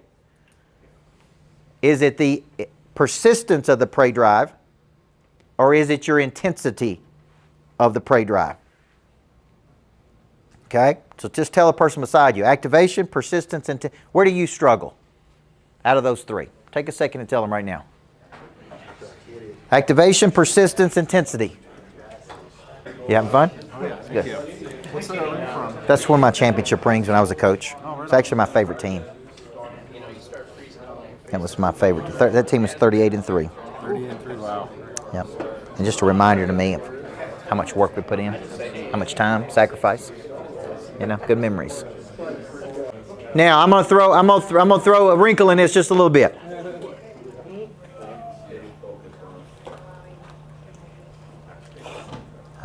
Because I'm trying to. I don't use the word balance a lot here. I'm trying to balance something in my own life. So I'm getting coached by this guy, Blanchard, and I got an intensity about me. I'm like, I got to become famous. That way I can help more people, right? I got to hit my sales numbers. And he said, was Covey your mentor? I said, yeah. He said, Covey never talked about being famous. He talked about being effective. He never talked about money. Although his company was a $264 million company. He said the more people he helped, the more money he made. He said, so I can understand your intensity to want to be known, famous. He said, but could it be that you'll become more known and famous when you really go connect with more people? Absolutely. So this is something I'm trying to reconcile. I'm a very numbers-driven person. We're trying to get to a certain revenue number every day. We're trying to hit certain goals. So I'm trying to balance how does this being better for people turn into money, right? How does going deeper with people turn into more money? And I'm trusting that the more effective I am. I was watching a thing on T.D. Jakes on the way out here, his pastor. And he said, I never set out to be famous. He preached in a little church in West Virginia for 10 years to 100 people. He said, I always set out to be effective. And the more effective I became, the more famous I became. But I didn't ask to be famous. See where I'm going? So I'm trying to balance my own intensity because I push people so hard. Right? And sometimes I push them and they just can't handle that intensity. And they can't get through. So I'm trying to balance my connection with people with my intensity. And I think there's a balance there between pushing so hard, but just this. Like I'm really here to help you. You see where I'm going? Okay? I'm here to help you move from A to B. That's all I'm here to do. And if I do that, okay, so I'm intense and I'm positive. A lot of people get intense and become very negative. My nature is to be negative because I'm a defensive pessimist. Everybody with me? I've had to train myself to be positive. Okay? And this is hard because all I'm trying to do is get more out of you. I'm actually trying to get you. So I got a guy on my sales team that I love. I absolutely love him. But I just cannot flip the switch in him. And there's been days I just wanted to give up on him, man. There's been days I just go home and tell my wife, man, he does not have it in him. Like I've tried everything. I can't keep going. And my wife will look at me, and Jefferson knows my wife. She's straight up with me, man. She's like, you are the #1 activated prey drive in the world, ain't you? I'm like, thanks. Yes. She said, then you'll find a way to activate that drive in him. I said, well, I'm trying this. That don't work. Embarrassment don't work. Environment don't work. Exposure hadn't worked. Competition hadn't worked. Like I'm going through my checklist, and I know the dude wants a better life. I see him struggle financially. I see his family struggle. I see the anxiety in his life. And I'm like, but dang, man, I just can't figure out how to get it out of him, right? But see, I can't, and there's been times I've just like, man, I want this so bad for you, I can't see straight. He's making $100,000 a year. I think he made $110,000 last year working for me. But he's just not getting any better. You with me? And I'm just sitting there every day like, so I've tried this, then I've tried this, then I've tried not talking to him, right? Then I've tried like talking to him. Then I've tried emotional. Then I've tried getting him out of the environment. Then I've tried taking him on the roadway. Then I've tried keeping him at home. I'm like, man, I just keep. But I know it's in him. I know he's got that, right? He's got big because goals. I just can't flip the switch in this dude. Because the truth is, he ought to be making $250,000 working for me. Now, part of the problem is he's making more money than he's ever made in his life. Oh, there it is. See, he worked for 26 years as a basketball coach, never made more than $72,000 at his peak. He come to me within his third year, he made $144,000 1 year working for me. So he's at a peak, like a set point. And when you hit to a set point, here's what happens. You make up your mind, I'm good. I don't need any more. Well, it ain't about that number. It's about you versus your potential. Okay, I worked at a call center in St. Louis. They literally got their workers at Burger King. They pulled them out of Burger King. They go over and recruit them at Burger King. They go over and order a burger or something. They'd say, man, I got an insurance call center over here. My people are making $50,000 to $100,000. Would you like to come over here and work? We'll give you the tools, the training, the coaching, the environment. They'd literally quit at Burger King, go over here, work at this call center. Then they'd start making $50,000 a year. Then they got a new problem. What's the new problem? They can't get them to want to make 100. So they call me in and they say, we can't activate their pay drive, coach. They're completely satisfied, making $50,000 a year. Because they were making $25,000 at Burger King. Everybody see that? So I want you to remember this. Satisfied needs never motivate people, only unsatisfied needs. This is why when you get to a certain level, you get comfortable. This is why when we get married, we get lazy. Hey, we get a divorce, all of a sudden we're in the gym. Looking good, getting her hair trimmed up, right? We get comfortable, man. That is the nature of humans, is to get comfortable in life. And I actually believe there's a difference between laziness and complacency. Lazy people don't know how to work hard, right? I got a cousin, he's lazy. He's lazy his whole life, lazy when he worked, couldn't keep a job. Couldn't stay focused on anything. He's lazy. Never had to work hard. Don't know how to work hard. No, I could try to motivate him, but he's not interested. That's different than a person that has talent, potential, has been successful. Now they become complacent. They have gradually settled to a place of mediocrity. See, great people can become complacent. Everybody with me? So I saw a question over here. It was regarding your positivity and how you were leaning towards you're more of a negative person, right? Do you think there's a difference between like being realistic and then being negative? Yeah. When I say I was negative, I was raised by a really tough single mom. And part of her survival instincts was to just be tough. Does that make sense? She wasn't trying to be negative. She just didn't know any other way to do it. So it's like we dress up, we show up, and we got into this conversation on the break about prey drive. Some of you were conditioned early in life to have a high prey drive by your parents. They don't let you whine, they don't let you complain, they don't let you write. You show up, you grow up and deliver, you get up and make your bed in the morning. You are tough, because that's how that was the early conditioning of your life. But not everybody has that, right? A lot of my prey drive was deeply instilled in me by that woman. So my negativity is more like, what's wrong with you, man? Why are you so lazy? Why won't you make phone calls? Why won't you go out there and get it? Why won't you knock on the door? Why won't you follow up? Like my negativity comes across sometimes as a lack of empathy, right? For you as a person. Like, I don't know what's going on in your life. You may be going through a breakdown. You may be going through a heartache. You may be going through something. You follow me? So as a motivator to a lot of people, I have to keep stepping back, figuring out which door can I come in with you that will activate your drive. So you're mixing in a little bit of empathy towards the person. Yes. And then still holding them accountable. Yeah. It's interesting. See, so my next play with this guy is just to sit down with him and say, man, I love you. I really want to help you get to that level. Something ain't working like it should. How can we figure this out together? And my guess is he's going to tell me, I don't want to be a salesperson. I really feel like I'm being called to do this over here, but I need the money. So I'm showing up physically, but I ain't here emotionally. And I'm trying to force him to be good at something he don't want to be good at. Everybody see that?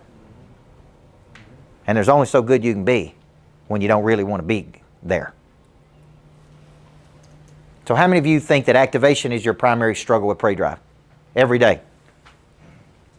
Okay? Now, how many of you think this industry right here will eat your lunch if you ain't activate every day?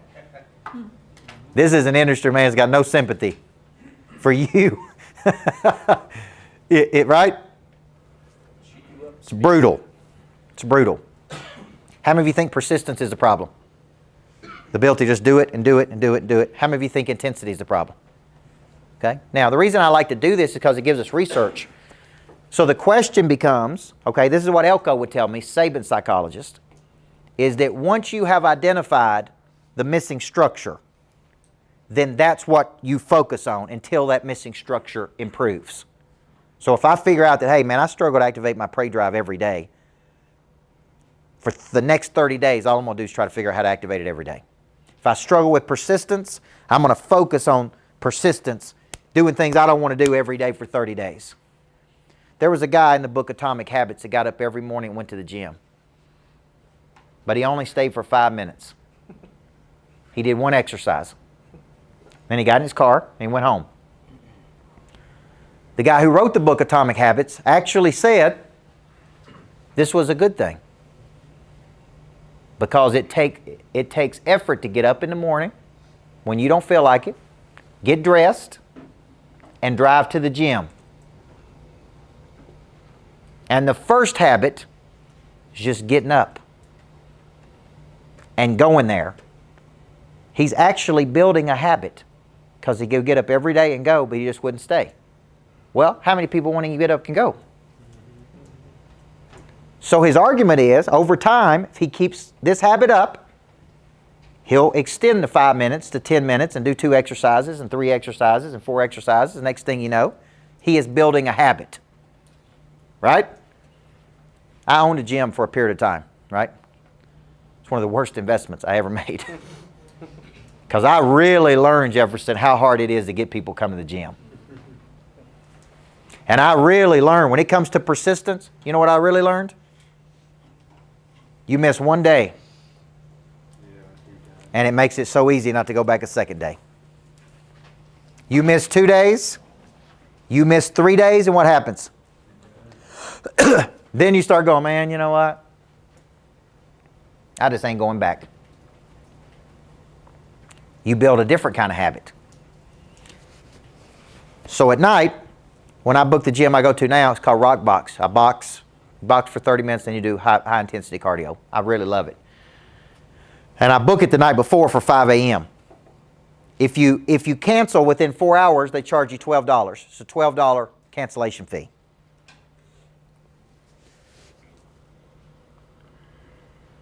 And I think that's the best thing in the world because you know what? I don't want to give them that $12. Not. Is that your wife? No. My because go for going to the gym is I know how I feel when I leave. I know how much better I operate when I'm in good shape. I know how much better I feel. My because is I want to be with the leading guy in the world at Prey Drive. And I can't be the leading guy in the world at Prey Drive if I don't have enough energy. So that's my because. I don't want to give them the $12. Now, so I book it at night. What does that do? That means I got to get up at 4:20 to be at the gym at 5. Ask me how many days I wake up feeling like going. Never. Not one day. I never roll out of bed and go, let's go. I roll out of bed and go, oh my gosh. Man, did I book this? Why did I book this? Why am I going at 5 o'clock? Why am I getting up at 4:20? Why am I doing this? That's how I feel. So my wife said, here's a trick a lot of the women use at the gym. They wait till in the morning and then they make up their mind on how they feel if they're going to go, and that's when they book it. What do you think I said? It's the worst thing you could ever do. Because you ain't never going to feel like. See, when I book it the night before, I'm committed. I'm committed because I ain't giving them the $12. That's just a little psychological penalty. And I ain't giving it to them. Everybody see that? You wake up the next day, you ain't going to feel like it. Persistence is over a long cycle of time doing something what?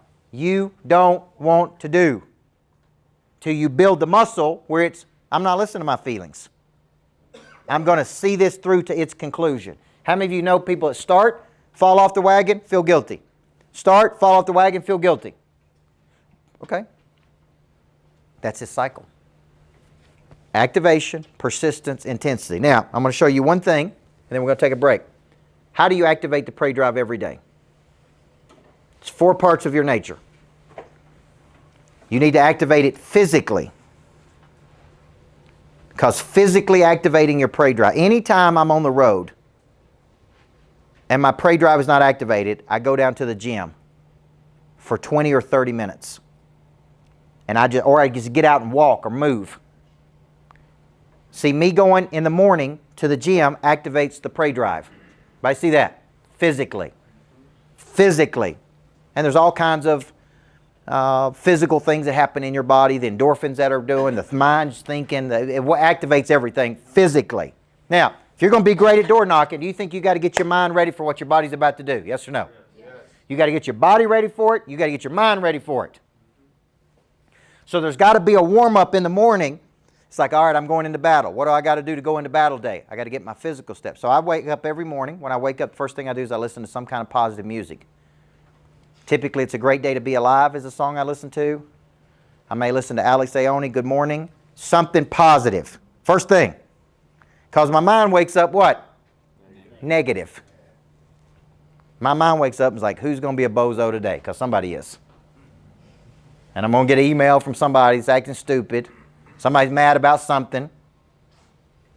My mind immediately goes into anxiety.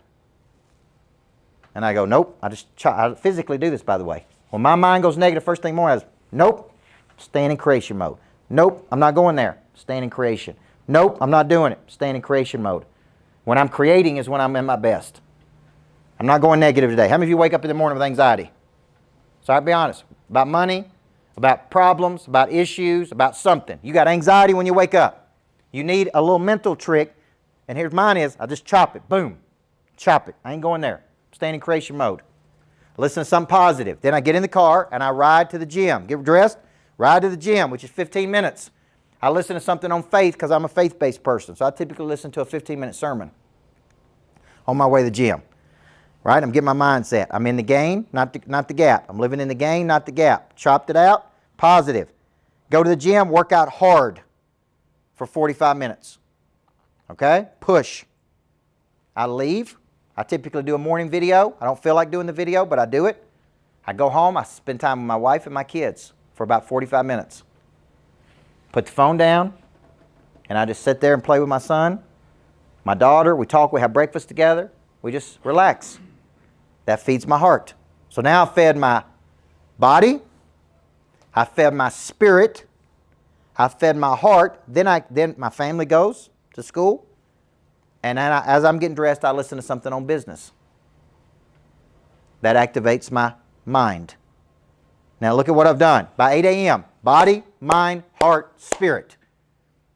Okay? So I go through this the other day, and most days it works. This particular day I go through it, and I get in my car at 7:30, and I need to make phone calls. But guess what? I don't feel like making phone calls. So I'm like, man, I don't feel like doing it.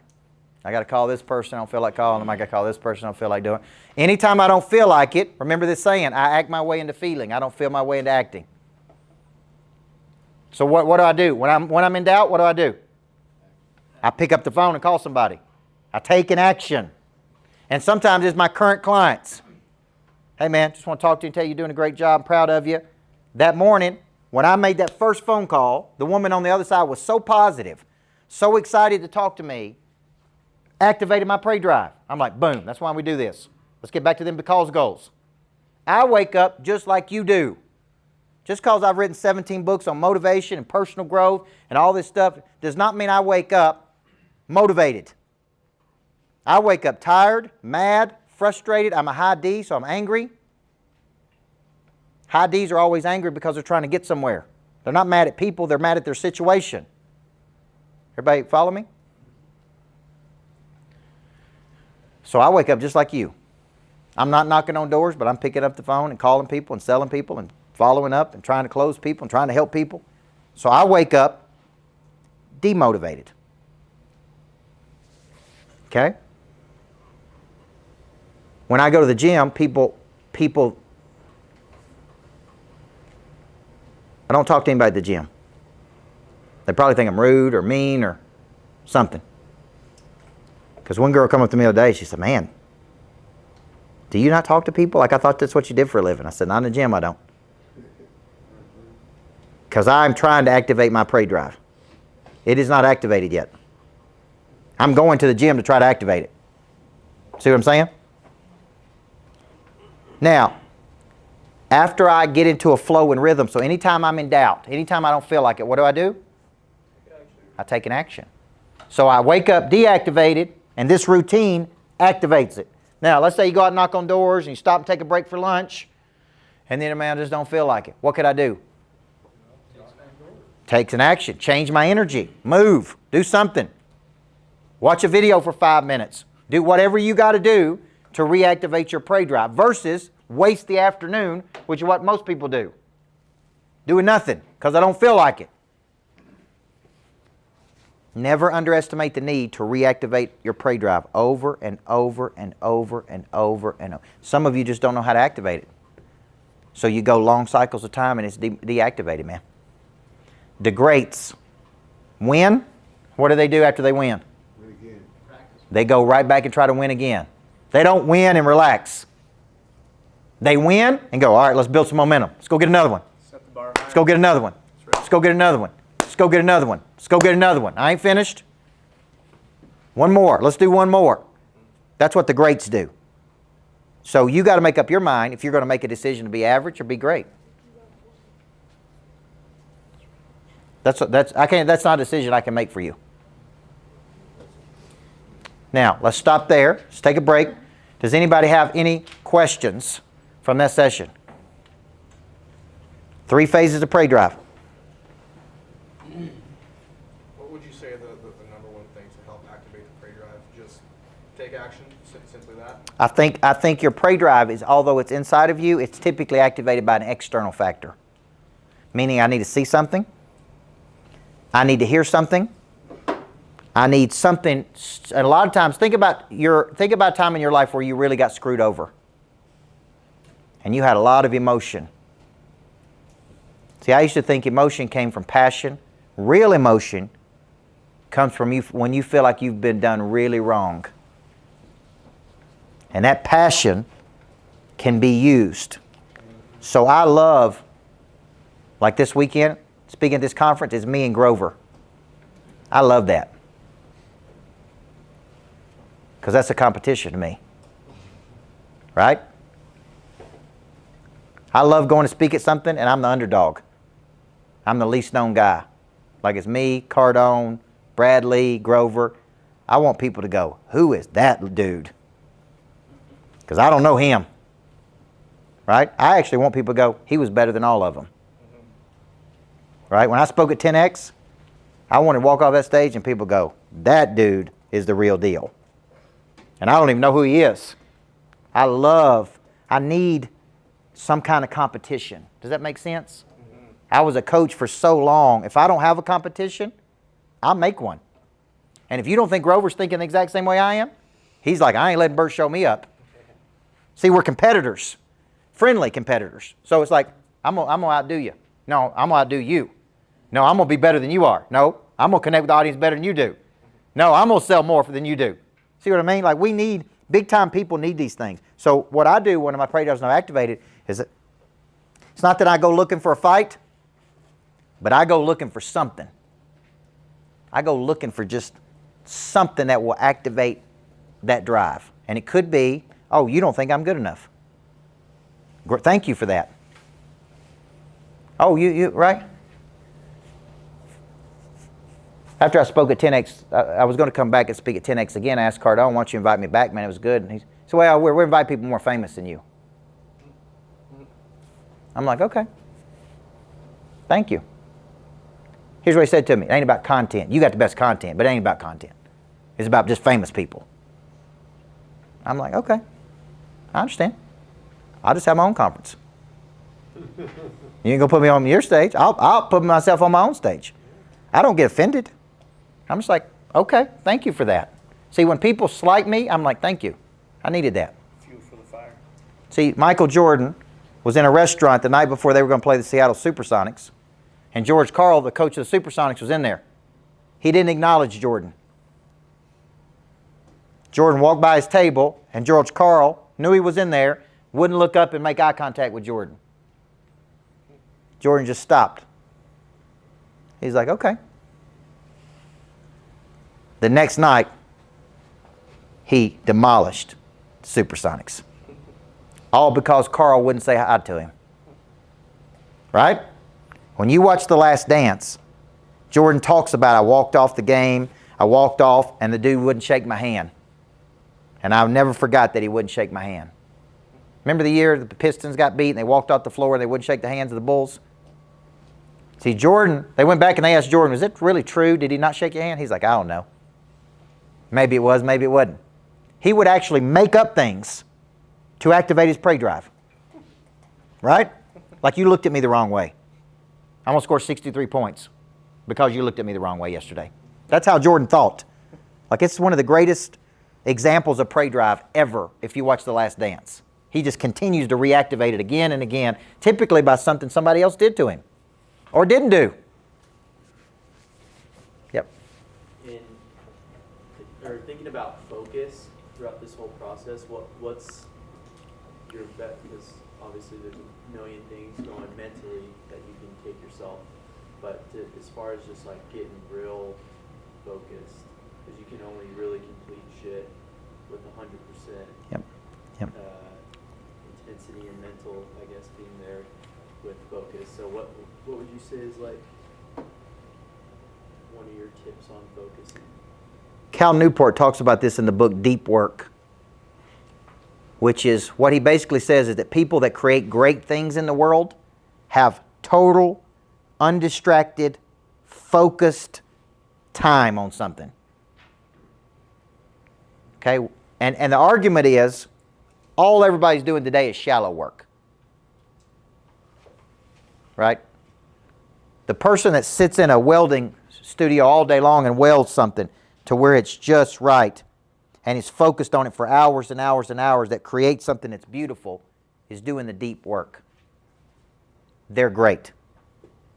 When you see really great people, most of them have had long cycles of time in doing what? One thing. They didn't do 17 things. They focused, right? I believe for X number of hours per day, you should focus in on one thing. For the next 2 hours, all I'm doing is knocking on these doors. I ain't getting distracted by anything. I ain't talking to anybody, right? And I don't think people can do that today. They work, and then they check their phone, and then they talk to somebody, and then they play on Instagram, and then they do this, and they cannot just buckle down and do the deep work. His argument is people who can do the deep work will be the people that make the most money because they will become the best. See, if I was knocking on doors, if I were you, I would be studying communication, how to disarm people, how to connect to a person, what are the best salespeople in the world do, what do the best communicators do, what are the best these people do. Like if you're serious about this and you come interview for me, I'd ask you what books are you reading, who are you listening to, what podcasts are you on, and if you're not doing any of those things related to getting better at this, then I would tell you, you ain't that serious about this. I studied Covey for 7 years, not 1 year. Deep. That's deep work. See, and that was the best thing I ever did, guys. I didn't know any better, by the way. I didn't even know any better. Does that answer your question? Most of us have ADHD or would be prescribed as ADHD, including me. But I know to sit down and write a book, I got to sit down and write it, which is why I typically go away. And I lock myself up. And I go out and look for inspiration. And then when I lock in on it, it's like, boom, I'm going to sit here till this chapter's done. And I just buckle down, right? And most people can't do that, which is why they don't write the books. Okay? So to me, a because goal. I'm going to do this because of this. So that's my answer. Any more questions? And we got one session. We'll go probably 20 or 30 minutes, and then we'll wrap you up and get you out of here. Going through a simple exercise. Okay, now I want you to write this down. All right, my email is coach@coachburt.com.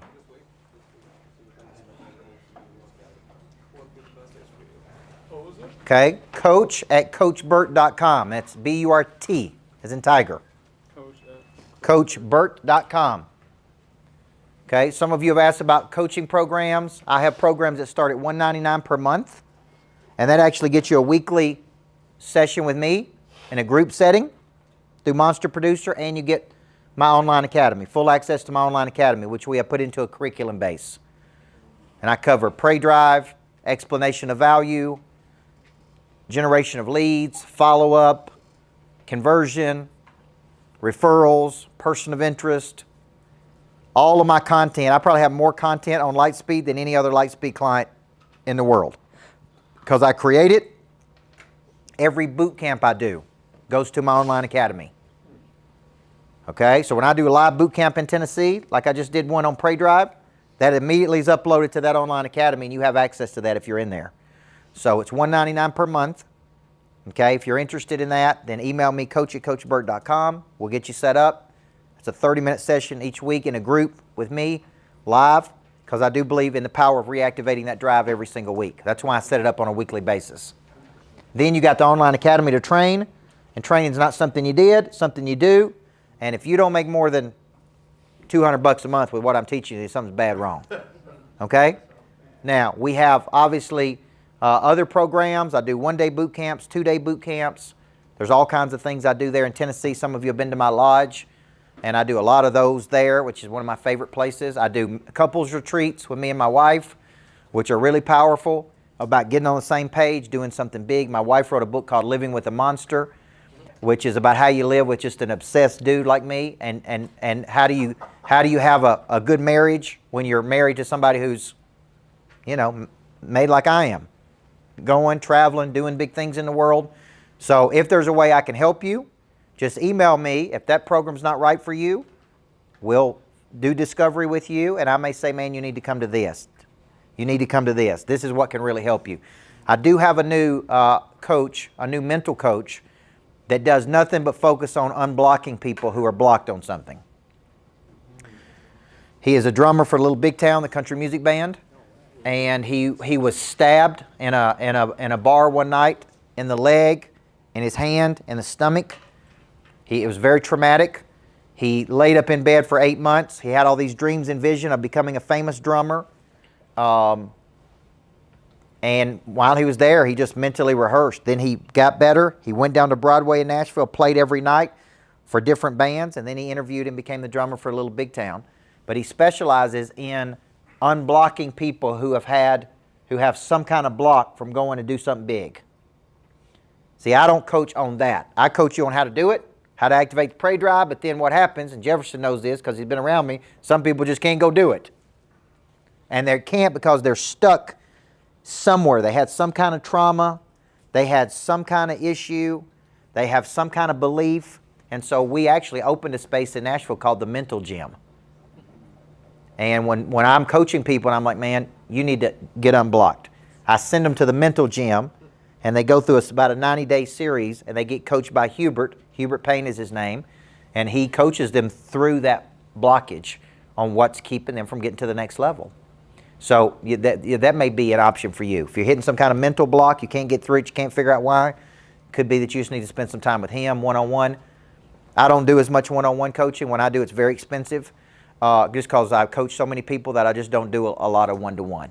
I coach people like this, and in those boot camps like at the lodge. Okay, so if we can help you, even if you don't purchase anything, you know, I believe it can help you if you do. I believe when you pay attention. And I have a coach right now that I'm paying a lot of money to, and I'm telling you there's a direct correlation between him coaching me and how much better I've gotten. Okay? Because if you guys saw me at my lodge a year ago with Sam Taggart, or even at Door to Door, I am significantly better today than I was then. And it has a lot to do with a direct correlation between me getting coached. I think there's a correlation in how much time I've spent around you over the past year and a half. 100%. And where I am today. Yes.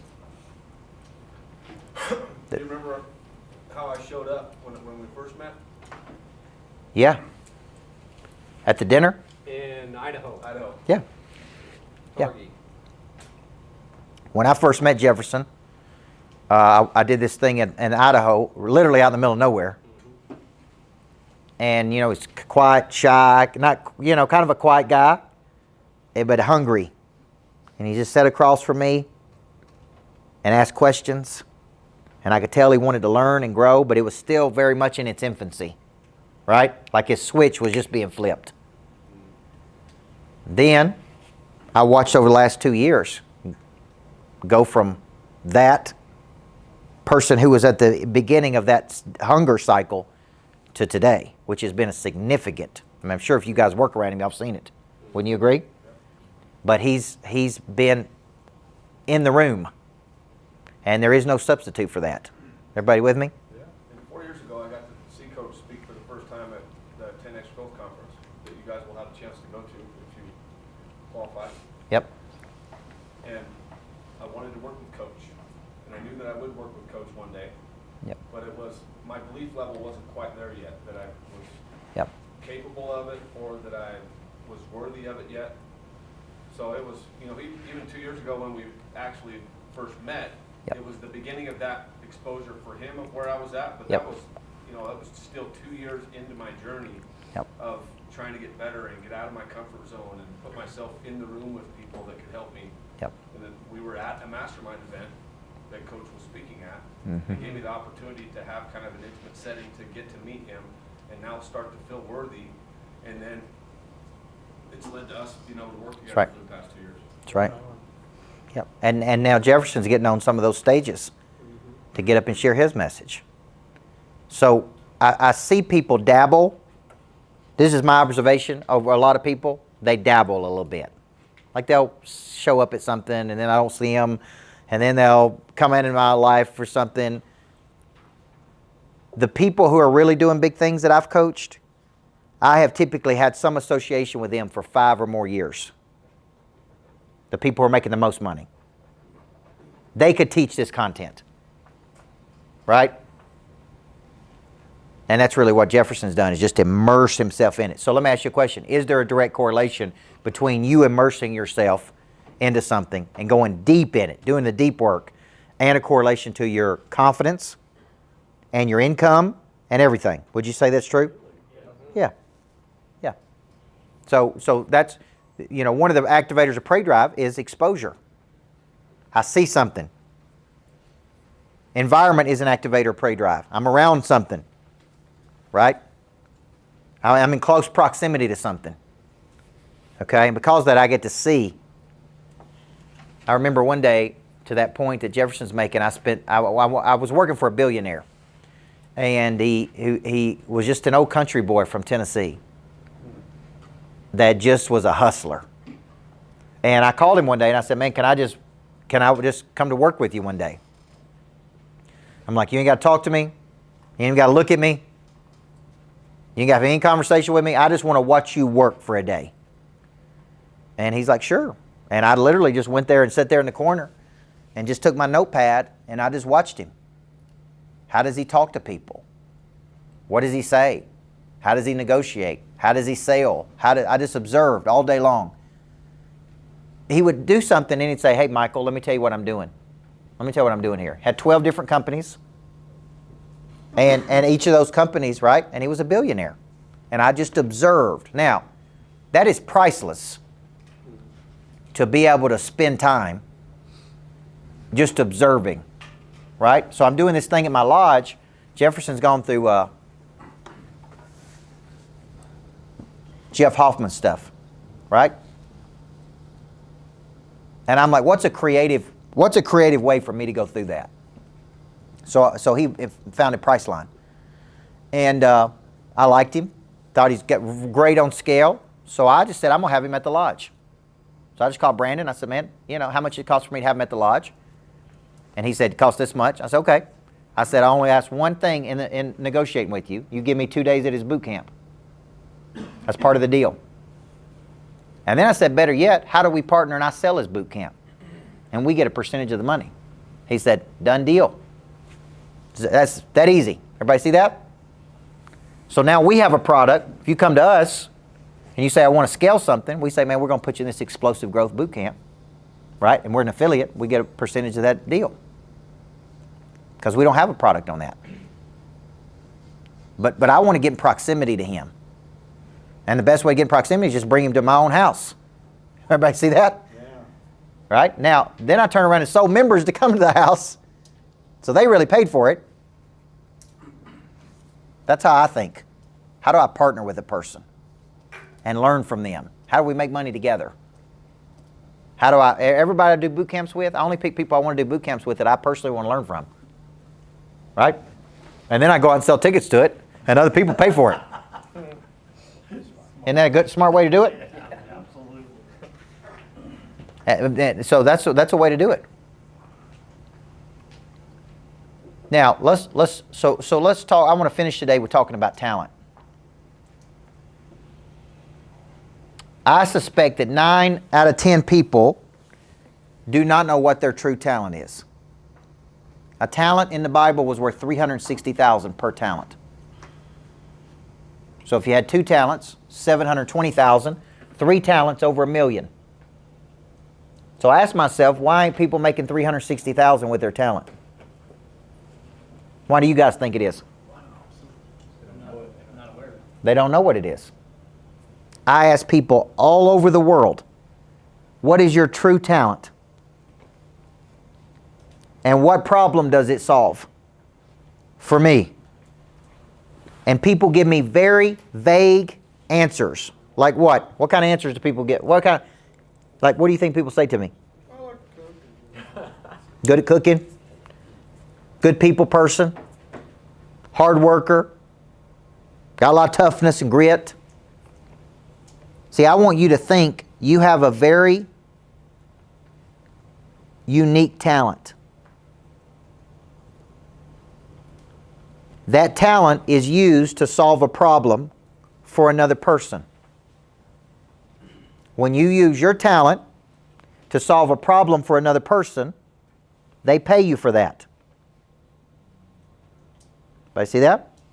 Monetization occurs at the point where you use your talent to solve my problem. So you may have a talent of connecting to people. You may have a talent of communicating something. You may have a talent of taking something complex and making it simple. See, all of this knowledge that Jefferson's getting is only as valuable as his ability to use it. Because I know people that go to seminars and workshops and boot camps. I've got some people come to 30 of my boot camps, never done one thing with it. And we call them in our industry seminar junkies. They get a thrill by going, being there, right? But they never. I go to a workshop or boot camp, I get one idea and I'm doing it the next day. I may be doing it that night. I just get one. I'm like, I'm getting that one thing. Right? And it could be something about the way they did it. So my talent, I'm just going to give an example. I can't cook. I'm geographically illiterate. I can't fix a car. I was raised by a single mom. She never taught me how to fix anything. So I don't have a lot of talents in those areas. My talent, I'm 45 years old. I figured out what my talent is. Is it the deconstruction of a concept? It is the packaging of a concept. It is the codification of a concept. And then it is in the delivery of a concept to another person that activates something deep inside of them. I have packaged all of that up into 2 words, pre-drive. And I am the leading authority in the world at activating the pre-drive in people. That's what I tell myself. Everybody see that? 30 years of doing this, that's how clear I am in my talent. There's so many things I can't do. I can't teach you how to scale a company because that ain't my specialty. You follow me? I can't teach you how to, right? I'm not the door-to-door expert. I am the expert at activating pre-drive in people. Everybody see that? Now, I can activate your pre-drive and you will go knock on more doors and you will go make more money and you will expand your life. But I'm not going to be something I'm not. I know what I know. Now, all of that comes from my past. Studying Covey, the depth that Covey had. He was so deep and methodical. He had a real philosophy. Right? coaching basketball for a decade, taking kids from all walks of life, all socioeconomic backgrounds, all ethnicities, and building them into a team and winning championships. That was me working my skill. That was my preparation cycle. Okay? So if I ask you, so now the question is, if you were coaching me and I said, this is it, man, how could I take that talent to the world and make money with it? How many people need their prey drive activated in the world? Majority. So how many companies want their people's prey drive activated? See, I started an insurance agency 6 months ago. It's the craziest thing in the world. I've already got 4,000 agents. Do you know how much money 4,000 agents is worth to a major insurance company? Like, of all the things I've ever done in my life, this one literally could be the one that makes me ridiculously wealthy. Like, we literally could sell this company in a couple years for like $50 to $100 million. And it happened just like this, but it didn't happen just like this. You know why we were able to get 4,000 agents already? Because all those agents had seen me speak at conferences year after year. They trusted me. They knew I was real and authentic. And they said, we want to work with you. It didn't happen in 6 months. It happened in 20 years. Right. Everybody see that? You know what they say to me? If we could just activate a percentage of these agents' prey drive, and they just did one more deal a month, it's worth millions and millions and millions of dollars if we could just activate their prey drive, coach. So if you're in our agency, you get coaching from me. It's part of the deal. It's one of our biggest value propositions. Everybody see that? All I'm doing is still activating prey drive. This Saturday in Scottsdale, I'm doing a success school. Jefferson's going to speak at it because we're going to have all my tycoons speak to the kids. Because you ain't never spoke to us until you've spoken to kids. They make you work. It's a good test for them, right? Do you know what I'm going to be doing with kids this Saturday? Activating their prey drive. Do you know what I'm really doing at those couples retreats with me and my wife? Typically activating one of the partners' prey drive. Had a woman call me yesterday, said, man, I don't think my husband has prey drive. Can you activate it? I said, you get him to my couples retreat, and let's see what happens. Everybody see that? All I'm giving you are examples of me using my talent in multiple industries. Insurance, this door-to-door industry, mortgage, real estate. All I'm doing is using the same talent over and over and over and over and over. But I can't do that if I don't know my talent.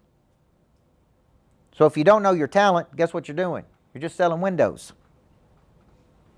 But if you know your talent, see, I went back and watched Doornboss. Y'all need to go back tonight and search and watch John Doornboss on America's Got Talent.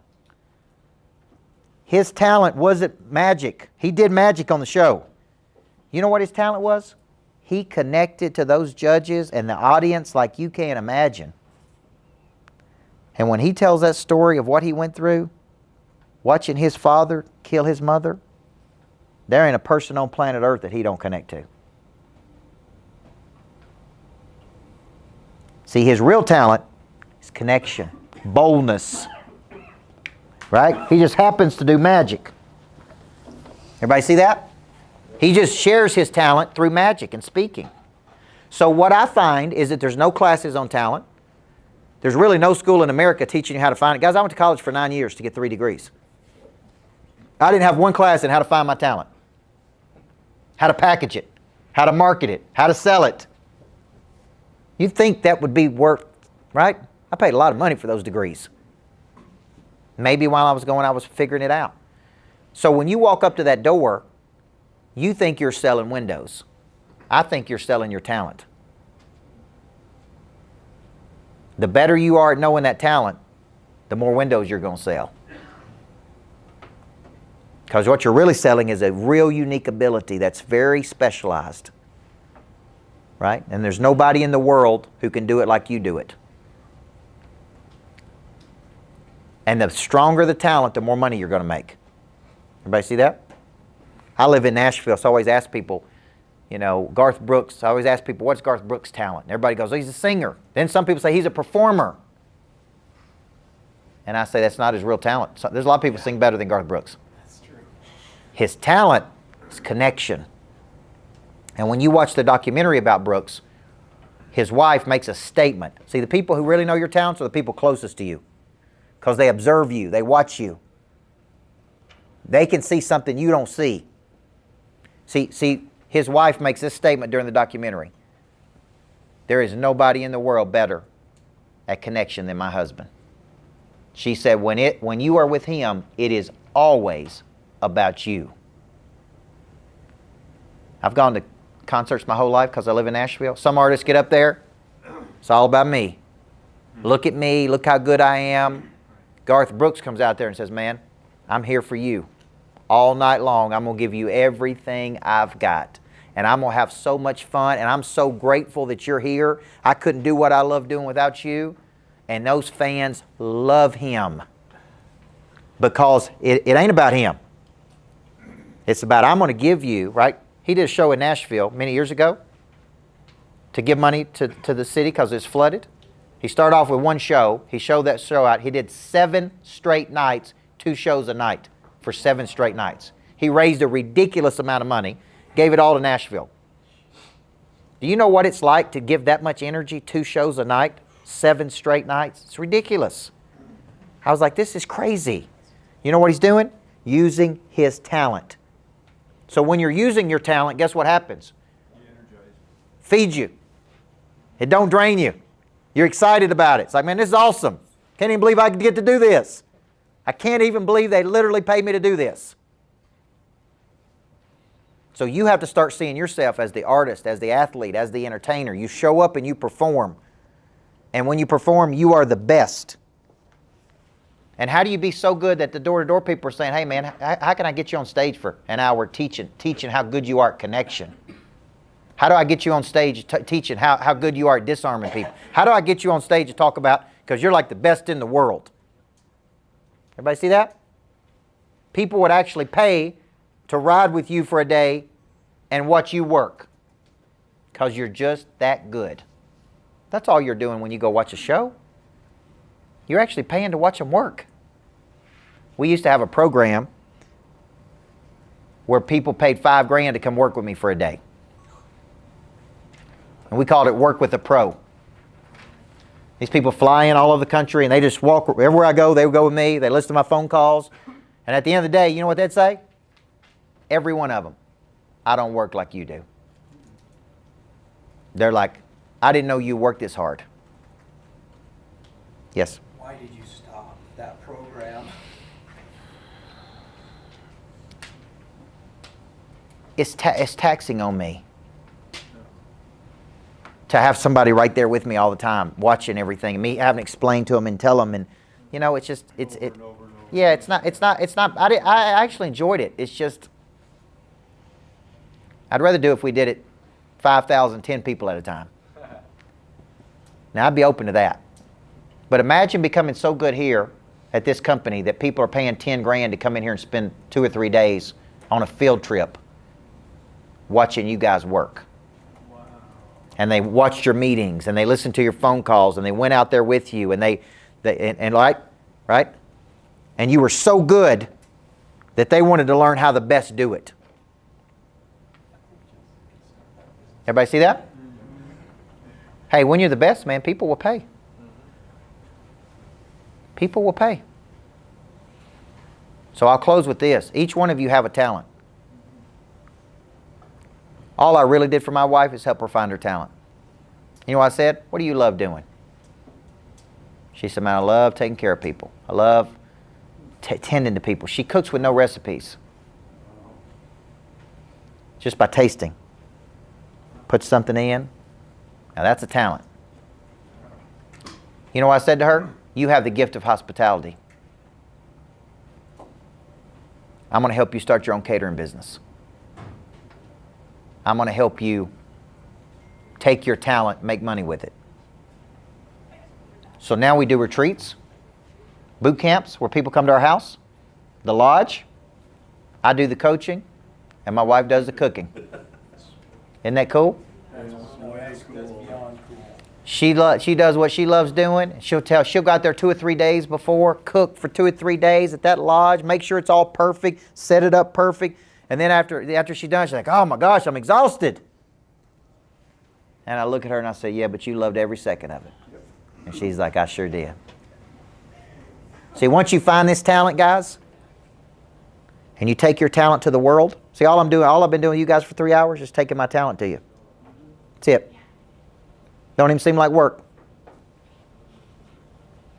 Once you really figure this out, that's when you start making the big money. The stronger the skill, the more the market rewards the skill in the form of love and recognition, referrals, affirmation. The market basically says, you're good. I feel compelled. I'll close with this. I go down to watch these little country music artists in Nashville. You ever come to Nashville? Number one, you should come to Nashville. And you should come to something I do at the lodge. Stay in Nashville. And I go down on Broadway sometimes and I just sit there and watch these little aspiring artists. They're literally making $40 a night, $50 a night. Some of them just mail it in, go through the motions. But every now and then I'll watch one and they got energy, and fire, and talent. And I'll just sit there and take notes and I'll be like, dang, they're good. And you know what I always do? They walk around and they bring a tip jug. That's the way they get paid. And I reach in my pocket and I'm like, man, I got to give you some money. What I sit here and watch you do for the last 3 hours is amazing. I feel compelled to help you because of your talent. Right? And they're like, thank you so much. And I put, 20 in there, 50 in there, 100 in there. It's my way of just saying, man, you're good. Here you go. That's what the world says to you. You're good. Here you go.